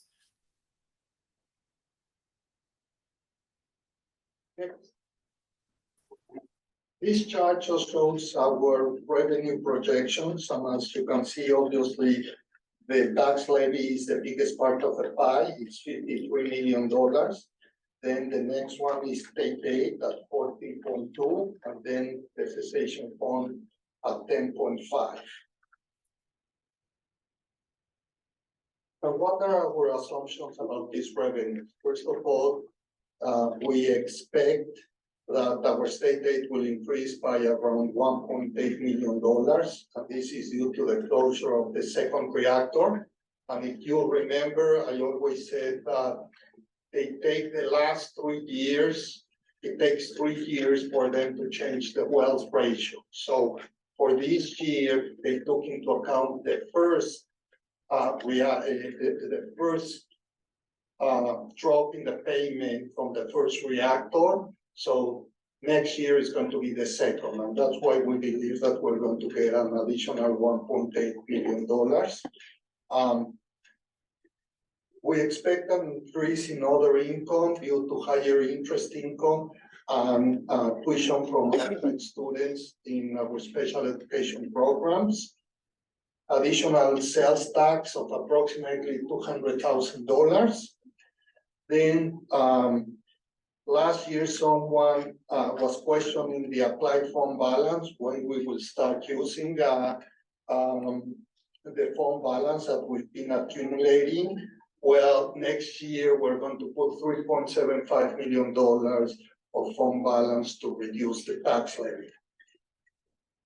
Like I mentioned before, the pilots are going to decrease slightly to approximately $6 million, and the cessation fund money will go down by about $2 million.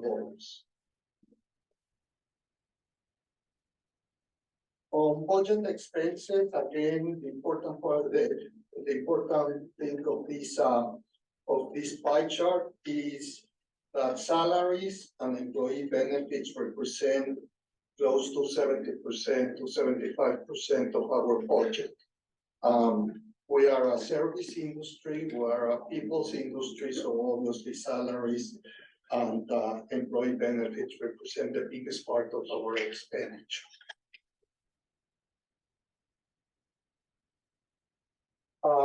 What are the assumptions? The first one is that TRS and ERS are going to they are going to increase for two reasons. First of all, increasing salaries for both, for everyone in the district. And second, because the ERS contribution rate increased substantially, TRS stayed about the same. The biggest increase this year, again, is going to be health insurance. Our health insurance premiums are increasing by 5%. Medicare is increasing by about 4%. So in general, our increase is about 5%, 5.5%. And if you take into account that we're talking about $11 million that we spent in health insurance, that's where you see the $800,000 increase in health insurance expenditure. We're going to have also an increase in debt and interest. If you remember, for 3 years, we only did plans for the $18.5 million project that we mainly paid interest. This year, if you remember, we issued a bond back in the fall, and we're going to start paying principal and interest, and that's why it increases by about $500,000.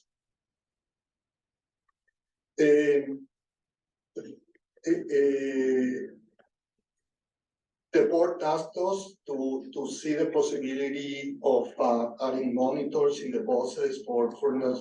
In this case, will be Furnas Woods and BB for the K students.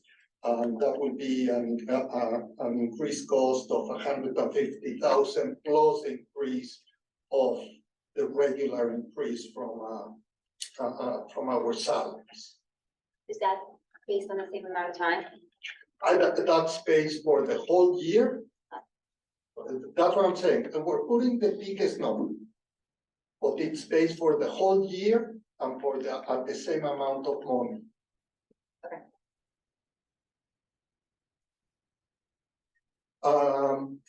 Our insurance company told us that to expect a 12% increase in our insurance program.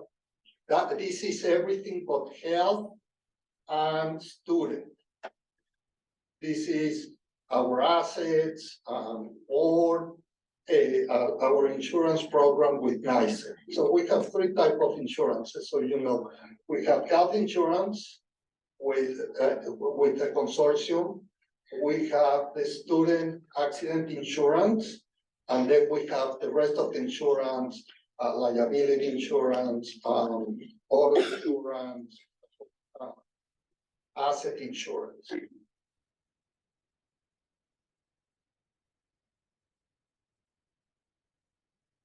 And then again, the increase in curriculum salaries by $75,000.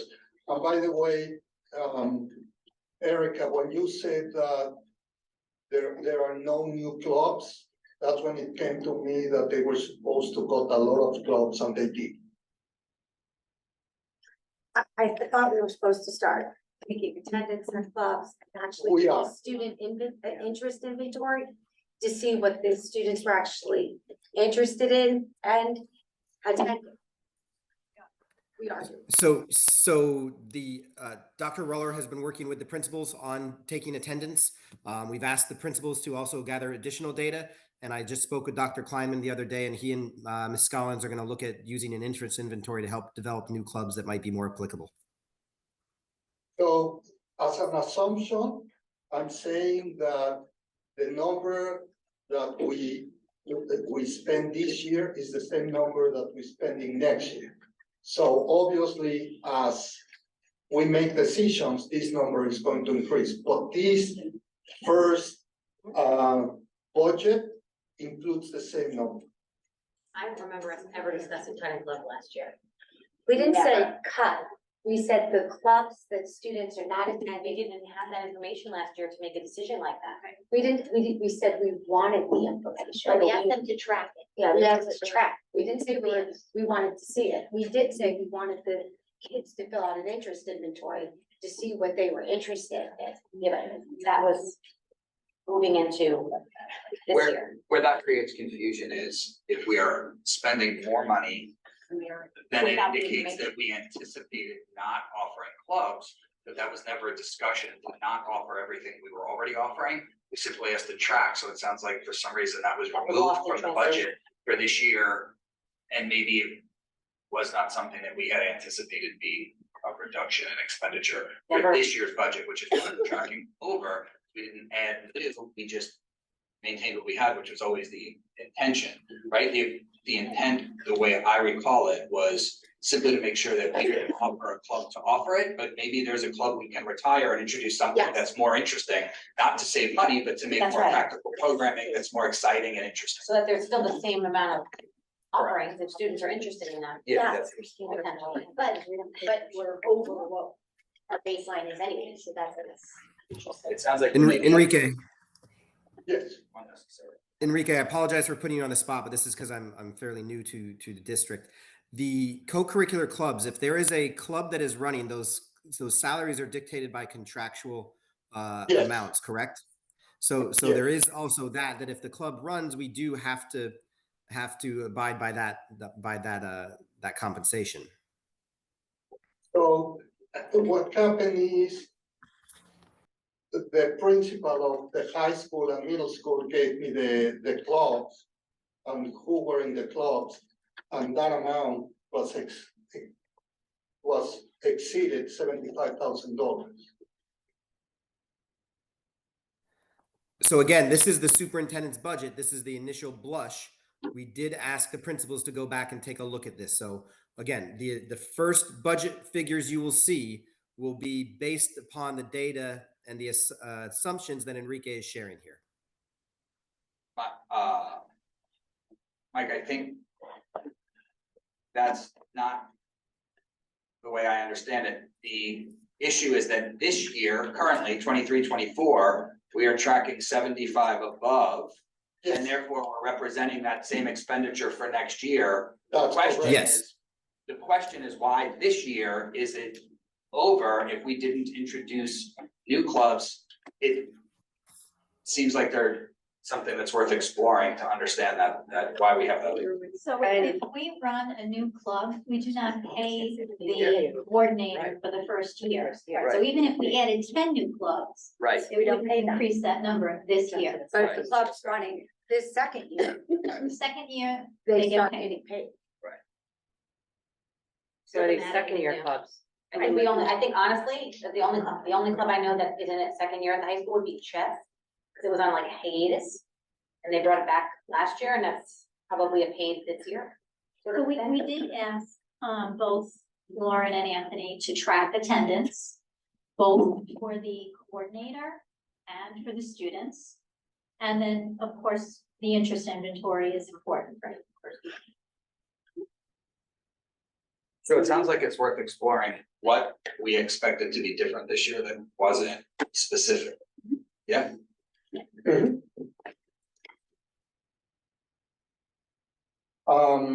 So now let's go to the superintendent's budget.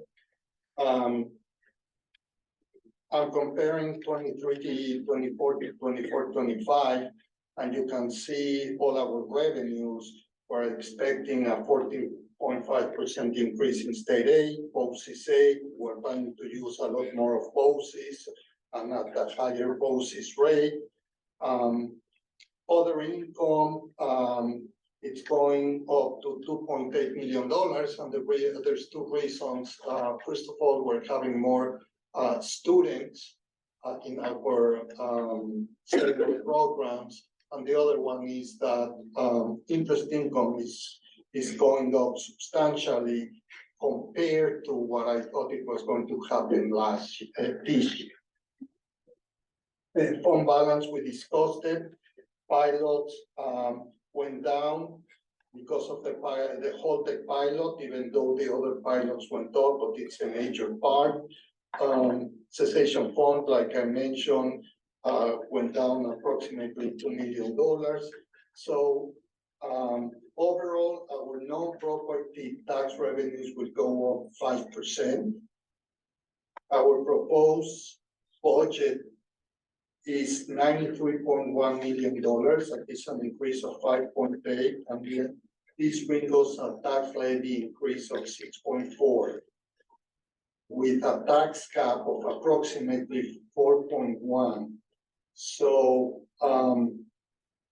if we go to contingent budget, our budget has to be, instead of 93.1, 89.9, and that means that we will have to cut $3.2 million.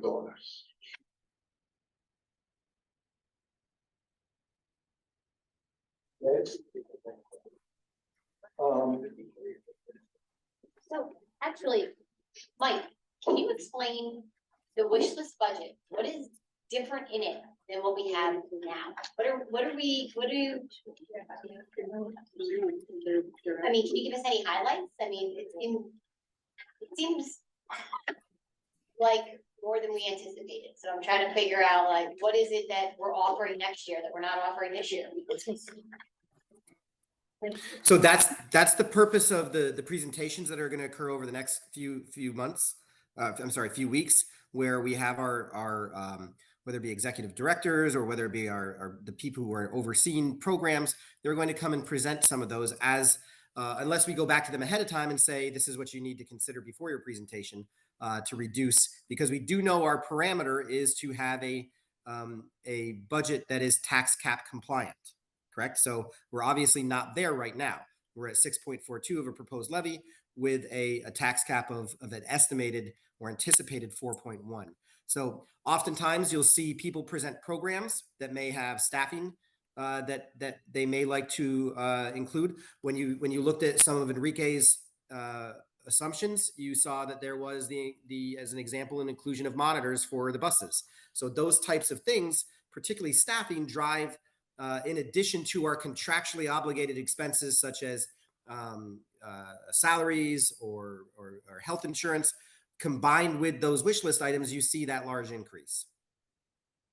That's one of my questions, Enrique. Are these expenditure assumptions that were here, were these also included in the December presentation that we received? No. These were not. No. And I guess. Mike and I worked during the vacation on these numbers, so these are we discussed them in finance and just this Monday. I guess my question from last year to this year, we got an extra $2.9 million that's reflected in this budget that we didn't have last year, and our tax cap is still going to be close to 4%. So to piggyback on Jen's question, I'm trying to figure out what would change so drastically that has now changed to this. Didn't we have 3 million last year? It canceled itself out. 3 million of what? State aid. No, state aid last year, we had $12.4 million. And this year, on the spreadsheet, it's still $2 million. Right, so it's 1.8 million more. If you look at the BOCES aid, we're getting an extra $92,000 there. In other tuitions and other incomes, it's an extra $850,000 there. Sales tax is $200,000 more, and the transfer is $23,000. And on top of that, we're also using an extra $1.1 million from the fund balance, which every year we've had left the fund balance for the last 2 years. So now we're adding an extra, let's just call it $4.1 million into this budget that we didn't even have last year. And the tax cap is still close to 4%. So I'm trying to figure out what changed from last year to this year to drive the cost. And you mean not last calendar meeting, we had the presentation, I'm talking 23 to 23 to 24. Yeah. Yeah, it's an overall. So we're receiving a lot more, but we're still spending a lot more. Something on your mind. That's how I guess when people come to present. I don't know, I mean, priority list or something the way it's, you guys?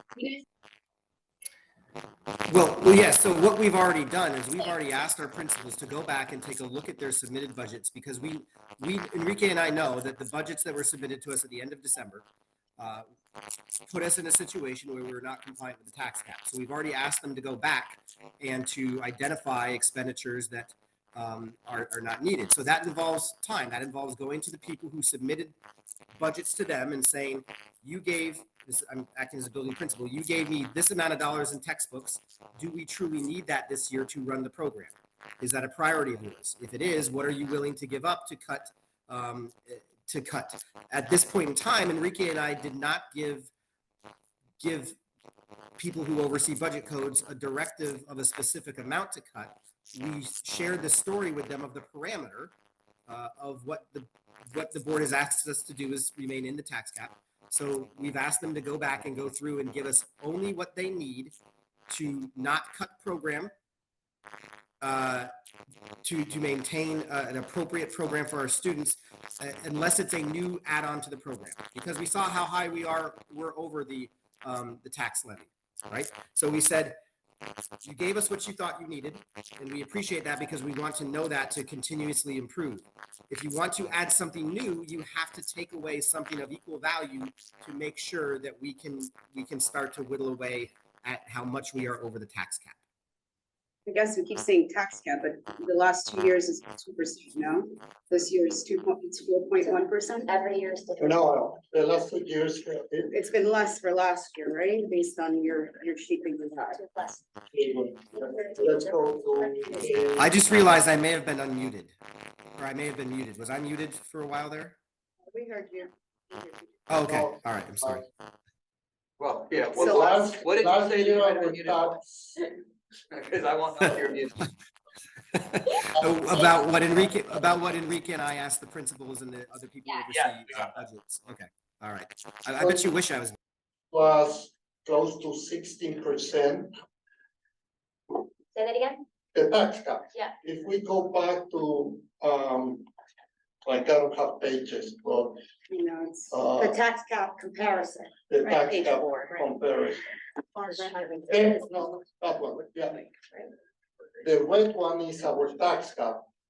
Tomika, as you can see, it was never, maybe 1 year, 2%, not exactly 2%, because specifically us, our pilots really distort the tax cap. So in that sense, our tax cap, it's been different. This year is higher than last year because we're going to have lower pilots, you know, all the parts of the formula. And again, it might be more, it might be less. It's going to depend on state aid. I guess one of my questions is if we don't get the extra, $1.8 million that you have in here in state aid, what does that do to this budget right now? Because right now, that's just your projection, right? And that's just based on, I guess someone said that the foundation aid is what's like 28% higher that all the school districts are kind of waiting or expecting. So I'm assuming that's what this is based on, but if we don't get that money, then we're gonna be going into our fund balance that we've been saving into every year and using money out of there, correct? No question about it, yes. And I know when we get to 2029, we're down to like $598,000. And if we start taking from the fund balance to just make up the differences here, we're gonna be in a lot worse off shape once we get to the end. Yeah, although you can't really. Yes. I think I mean- that's why those projections are really important, that everybody's looking at those now at the Yeah. next meeting. Mhm. And one more question. Does this take into consideration like any spike in enrollment? Like we have more students than we have now, like we're just basing this on current enrollment, right? Exactly. Let me say this. Everything that comes here is based on our actual staffing. So, for example, when I'm budgeting that Benita is going to be here, Margaret is going to be here, all the teachers are going to be here. The teachers, I'm basing staffing based on our payroll as of December 2nd or 3rd.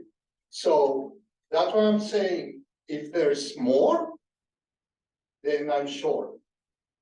If there's going to be less students, and we can cut expenses because of that, but you need to start somewhere, and that's why this is just the start. Can I piggyback on her question when we talk about enrollment? Right now, are we at 2,158 students? Is that right? And we're at, is it either 260 or 250 teachers? I think that I take into account with the OT, the teacher, the two people from Lisa that are adding, we're at 254 because this year we're at 252. Okay, so we're at 252, and if we talk about what Lisa's adding, we're at 254.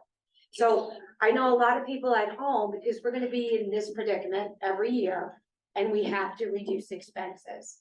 So just to put it in people's minds at home, you're at 252 teachers, and your enrollment is. I'm sorry, when I say teachers, I include OT, PT, everyone in HHEA. I had 250, and I know we added it, so let's just say it's 250. Once again, we're gonna be at 2,158 students. Our enrollment has decreased, but our staffing has never went down. And to put that in comparison with other districts, our neighboring districts had 3,146 students, and they employed 264 teachers. So when we are looking at increases, you know, a proposed tax levy of 6.42, we have to look at ways to be more efficient. And I agree. We have to know what that, we have to honestly, we really, before we even make, we have to know what that means. Like, what does 6.42% get us? And what achievement are we going to see with that? Like, we have to see what they're asking for, to be honest. we also, well, actually, the community. Bigger ask that they need. Right, we need next to year know than that this before we time. make any assumptions. No, and when. What is? What is this? Is it, Yeah, how does what it help is kids? Like, what is What does it financially help help? better for kids and make the How does it make the experience better? experience, like, I don't mean to cut you off, so let me finish my really quick thought, because I've been holding on to it since. I know, I Christine got one in my head too. It's important. We need to know that the ELA pilot is in this, like, is it assumed, is it part of the 6.42%, or are we gonna Yes. up another? No, yes, So that the PD of that is included, the expense of that is included, we're way ahead of the game on this, as far as the governor. We're piloting programs, we're hoping to implement them sooner, I mean, I think if it's you as a teacher, they'd like to implement this tomorrow, to be quite honest, but that has to be included in the 6%, like, we need to know that there's, whatever is being asked here, like, how does it help our kids? Like, what is it helping our students achieve? Right, so, because we do have a ton of staff, and we're not necessarily seeing these huge academic achievements, so what are we getting with this 6.4% increase? I would like to see when they review the class scheduling in the secondary level, that's brought to the board and to the public by section caps. How many butts in seats? So, I mean, not an average, so the public really can tell. You know, if we offer 2 science classes and they're similar, and this class has 7 and this class has 7, then, you know, what ways can we reduce expenses and still offer that science class? But not increase expenses or increase the tax levy. So you're saying if there's a science class, one has 7 kids and the other one has 11, and it's the exact same science class, why wouldn't those 2 classes at least attempt to be combined? Yes, because if the cessation fund is going away, it eventually goes away. And I know we're talking about the projections and what it looks like for each year. And we're trying to soften the blow to the taxpayer. But what if we didn't soften the blow? What if there was no cessation fund? What would the tax levy look like to the taxpayer? So we didn't have to go through this each year. What kind of tax levy would we put in for? Oh, we have We that. had that back then when, before we investigated, research and came up with the cessation fund. We were talking about 12% increases. I think there was one year that was a 20, It- the original, I The think that, original one, again, we were talking about 12 plus. yeah. Let's put it that way. Now we're talking about 5 and 6. Obviously, it's huge, but we came from 12. Again. and it's let- compound, let's- year after year, it's gonna be compounded for the Of taxpayer. course, there's.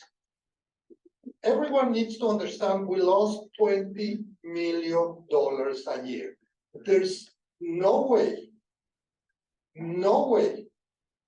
that you can run a district when you lose $20 million a year in revenue. And that's what happened to us. You cannot run the same district, let me put it that way, that when you had those $20 million. It has to be a different district. It has to be a more efficient district. It has to be, I'm just giving in general, more efficient district. I don't know what else to say. I think we need to understand what changed from our December projections to now where we went from 90 million to $93 million. Like, what are we giving our students differently? It's like, From the 2.75 we had to now it's 6.4%, right? Like, we also got more aid than we did the year before, and we're also spending more of our cessation fund. We're putting an I can extra give you the 4.1 million. big numbers. You have 800,000 in health insurance. You have $500,000 in more debt. In the past, including this year, we budgeted $110,000 for substitute teachers. And we were always a little bit more, a little bit less, everything. This year, we're already, and I don't remember the number, but we're close to 250,000. So if that's going to happen next year, I need to budget for $500,000. That's $400,000 more than this year that I'm budgeting. Because if I budget the same 100, by October, I have to come to the board and say, board, we don't have money for substitute teachers. What do you want to do with the student?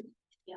So just there, we're talking $2 million, and we haven't done any other regular increase of the 2%, like salaries, like But I thought the everything else. salary increases were reflected in December's projections. When we reviewed them. No, that's what I'm saying. Everything of that 2%, everything that I knew was included.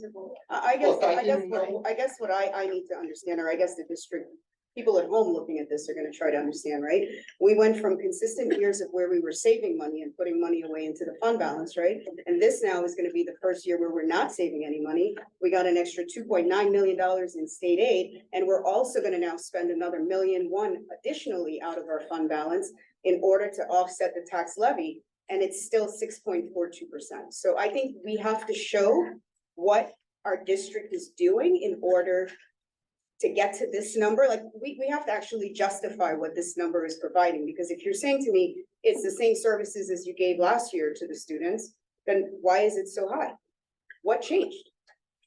I wanna just say one thing, cause I've been watching, I've been playing along here for Okay. 12 years. Okay, You're good. Go ahead. I've been playing along for 12 years. I have never seen a board bring this number out. So in past, you guys kind of come up with these numbers all kind of behind closed doors. superintendent gives you the parameters, and then the board would get the final number. In 13 years, I've never seen this done this way, but we, as a board, had asked, we want to see zero-based budgeting, we want to see all your hopes and dreams, we want to see what's, so that's where the 6% came from. Now we have to do what you're doing, and what I'm saying is, what does that include, and what are we getting to our students? But the problem with doing it this way, and I didn't realize it until today, and I could see the community going, oh my God, our taxes are going up. Because we've never done it this before, we've protected the community from what we have done internally to keep the taxes where they've been for the last a long time. We really haven't had major tax increases here, right? So I think everyone has to understand we're doing this process differently to get to where we would have gotten anyway. Does that make sense? Am I explaining this? Yeah, I have a quick question, because what I assumed and what I'm hearing tonight are slightly different. On the state aid proposed for next year, right, this 14.2. When we did the calculations and the projections that said 2.75, what was the state aid assumption that you used in those projections? 13.6 million. So it's 600,000 more now, not 1.9 more than the previous projection, which makes the 6%. So when I was listening to this a minute ago, I was slightly confused because I didn't have that. Thank you. I thought we were saying that we were getting 1.8 additional than we were anticipating a month ago, but that's not the case. So it's not a humongous increase in additional revenue from last year's 2.75. So this 6.42 is more tied to additional expenses from this budgetary exploration that's been done than it has been from, we're not receiving tons of additional revenue from last month's projection. We're incurring an anticipated expenditure that's far greater than was projected based on this exploration that we're now going to have to discuss. And again, in my projections, Mike, we have to unmute Mike too. Can you just speak? A minute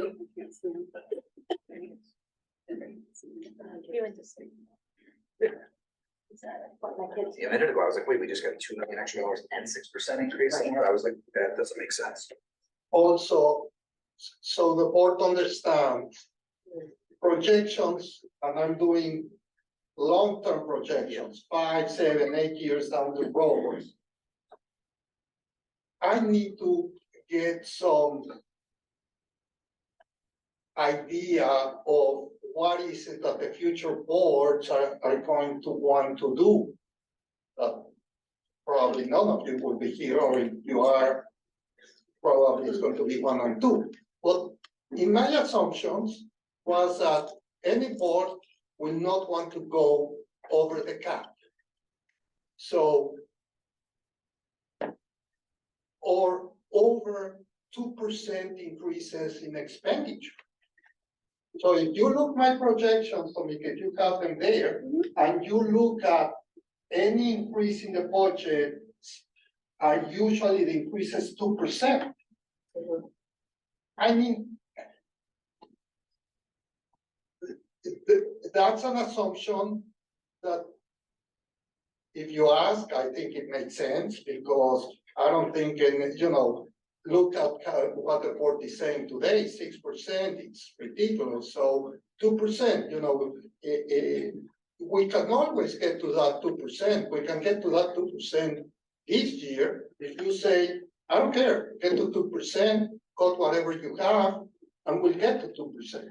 I don't think the board is saying. No. 6% is ridiculous, and I'm not also saying that it is welcome.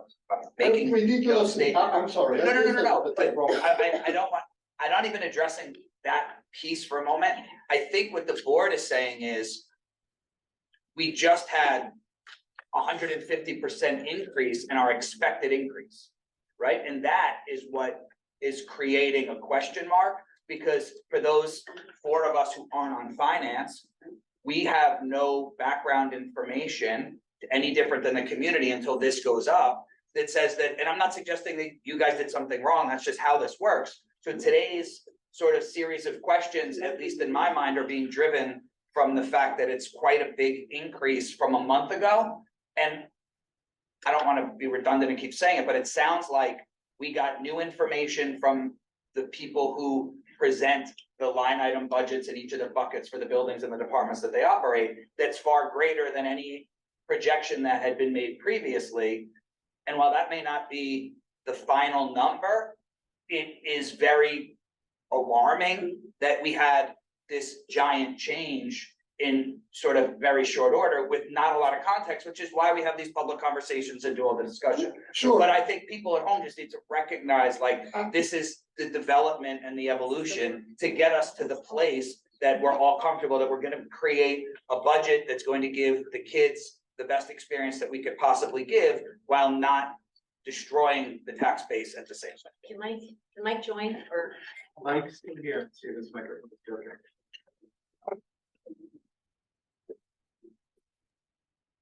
Again, my projections that I showed in December still didn't have any of the information that I have today. It was just the 2% because I know that the board doesn't want to go over the cap, and in order for us not to go over the cap, I need that 2%. I didn't know that the increase in our premiums was going to be 5%. I thought it was going to be 2 to 3, like it has been in the past years. And I'm part of the board of the consortium. We asked. Can I ask you, Enrique, the budget expense pie chart that you have? I don't know, there's no page numbers, because it starts with the revenue assumptions. The two biggest pieces of your pie, one is salaries. Can you tell me if Hendrick Hudson teachers, compared to other districts locally, are paid on the low end, the middle end, or the high end? Compared to the local districts like Austin, Peekskill, Croton, Lakeland. I wouldn't know. But I assume that we're very competitive. I wouldn't say we're at the low end or at the high end. I think we are there. Because if I pull information, I have that Hendrick Hudson average teacher salary is actually higher than Croton, Peekskill, Lakeland, and Austin. With the COSA. Unfortunately, that's very skewed because the reason might be that our teachers have been more years teaching. Right. I just want the public at home to know that we did float an incentive, a retirement incentive last year to the teachers. So that we are, and we have been looking at ways to creatively cut expenses without cutting program. So I just think that's, I think people at home should know that. No, I mean, and again, when you lose $20 million and you afford what you have. I mean, it's like if tomorrow North closes, you lose your salary, can you continue to live the same way? No. So can you hear me now? I actually think that the district is. Mike, we just got one. He's gone. I apologize, my audio must have disconnected. So Jeremy had wrapped up what I was attempting to say. Again, I want to remind everybody that this is the superintendent's budget that was built upon everything from December when budgets were submitted to us until now, that we worked with our educational colleagues and said, this is what we are requesting. We have, as I told you, we gave them the directive between that December break and now to go back and to start to make some initial cuts. If you think about a close to a $100 million budget, approximately 1% is $500,000.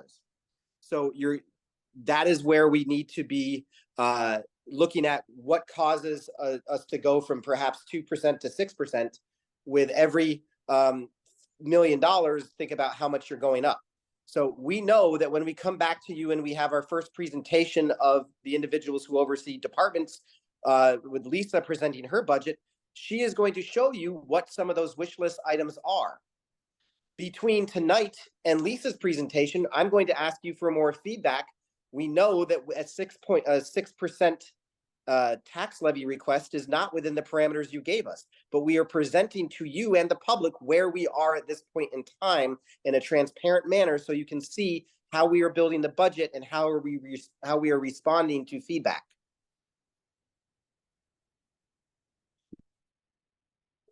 Great. I think it's fantastic if people can now see the amount of effort that goes into getting a budget presented in May, right? I mean, it's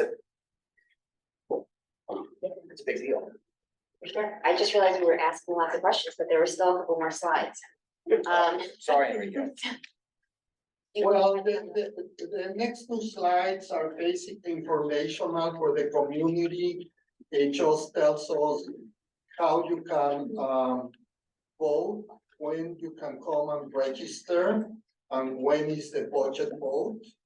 So all that is just informational for the community so they can register and come and vote on May 21st. And the next one, I just want to talk a little bit about the contingent budget rules. If we were to go to a contingent budget, the tax levy cannot be higher than this year's tax levy. There's an administrative cap that the percentage of the administrative budget cannot be higher than this year. And then the board decides which are ordinary contingent expenses, but we can only have ordinary contingent expenses. Enrique, Yes. can you just define what a contingent budget is? A contingent budget. I know what it is, but I want the community to know. A contingent budget is when the budget fails the first time, then the board has a decision to make, either to go directly to contingent, meaning going to the tax levy of last year, meaning that your tax levy will increase 0, or putting a second budget. And if the second budget fails, then you are in contingent. Thank you. And then finally, the other rule is that the use of school grounds by outside agencies have to be charged.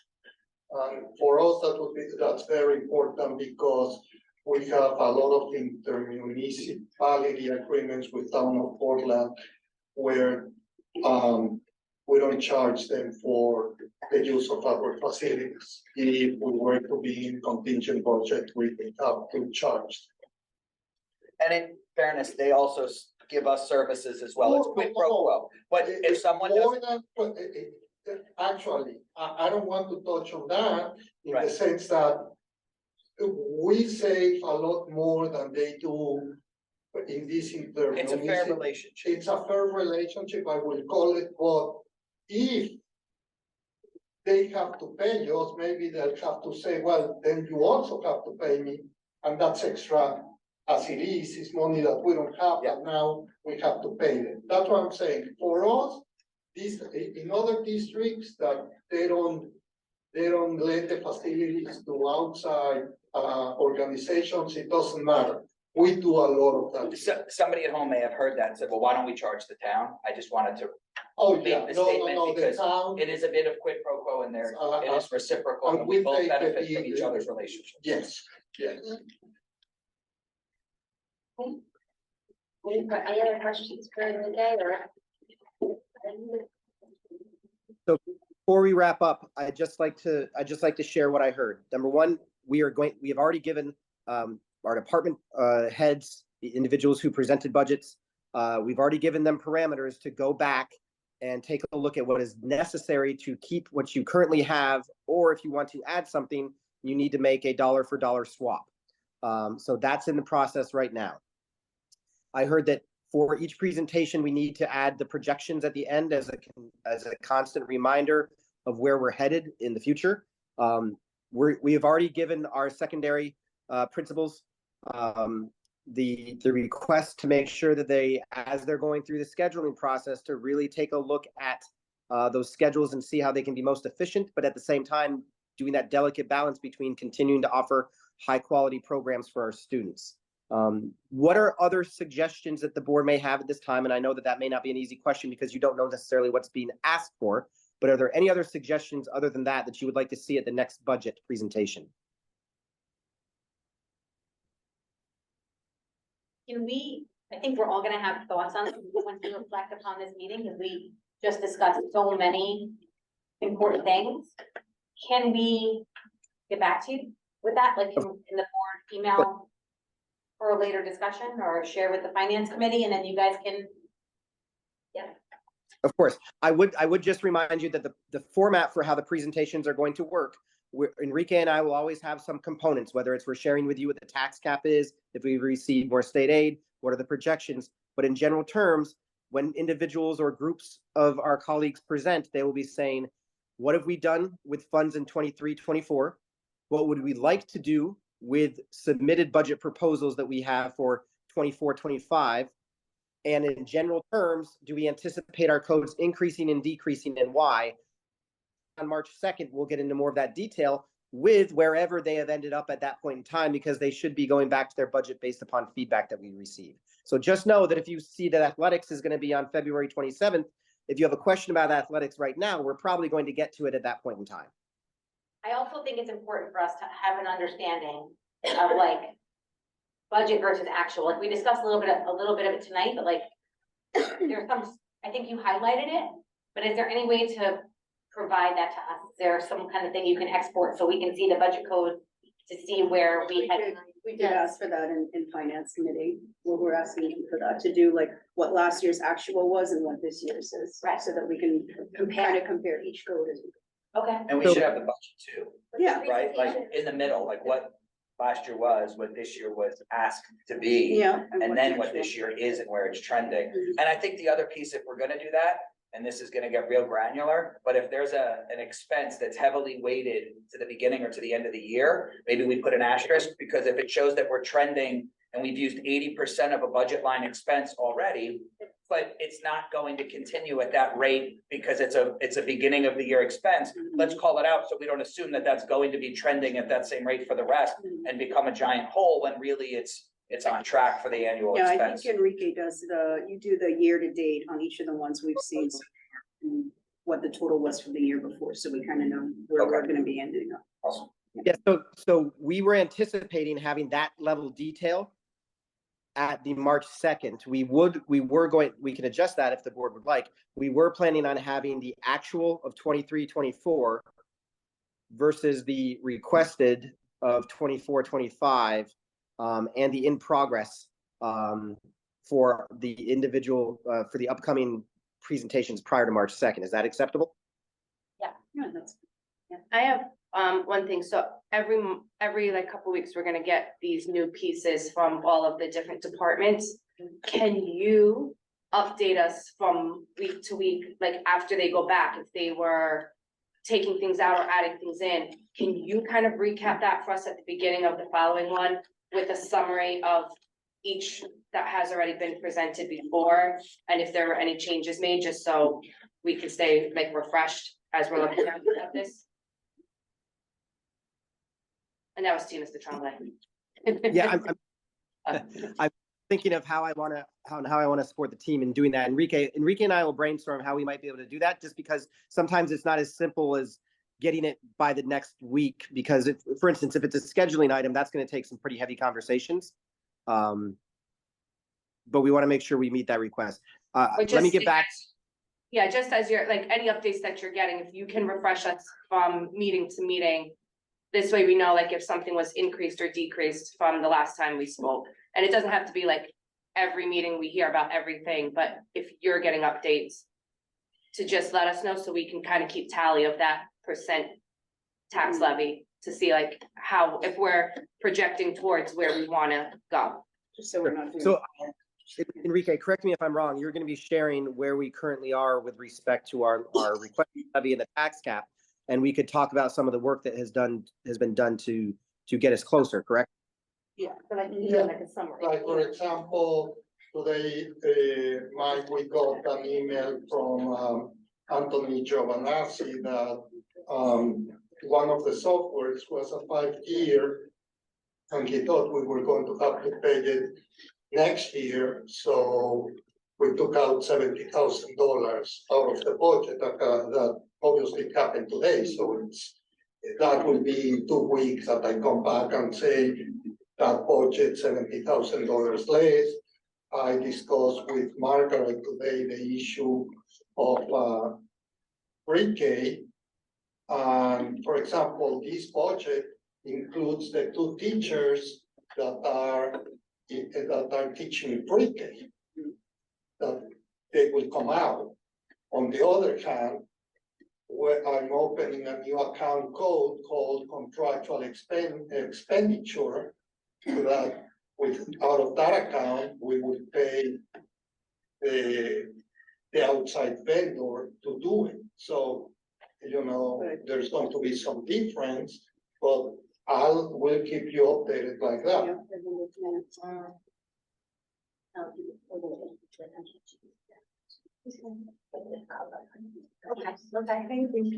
getting a little tired. Yeah.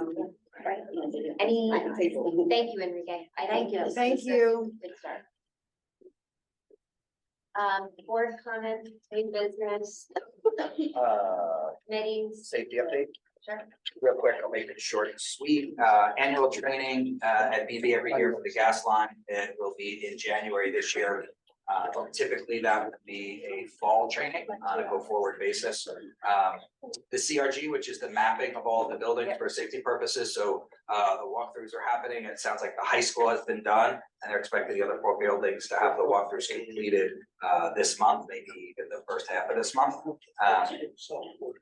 There are continued trainings going on had gone on throughout the month of December, buttoning up after school protocols, making sure that the different organizations that utilize the building have been briefed and updated with existing protocol. We know we did the workplace violence policy, and then last is security system upgrades are being explored, updating cameras according to their replacement schedule, because the life cycle span of these is not infinite.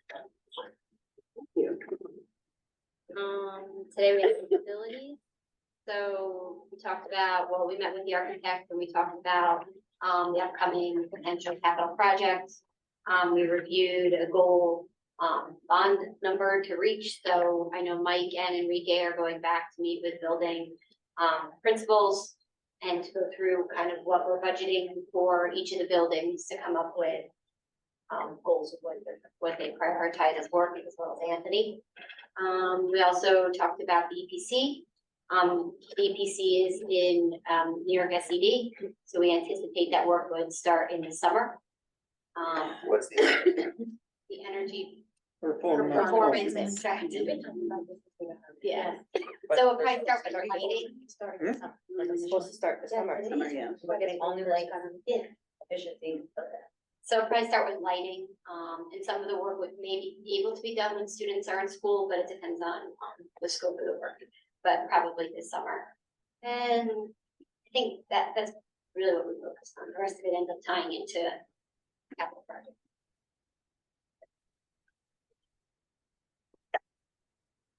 Anything we do on policy?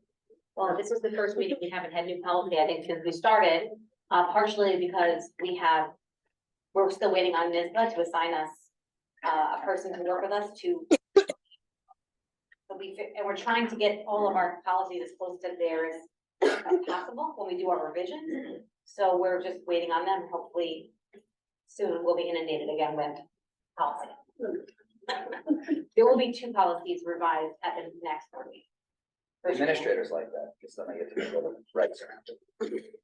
Yes, but that's how we do it. There has to be a slowdown on some of the new policy, but I'm talking about the revisions. I think we're good with a lot of the new policy. It's just revisions. We have to get the revision. Motion to. Second. All right.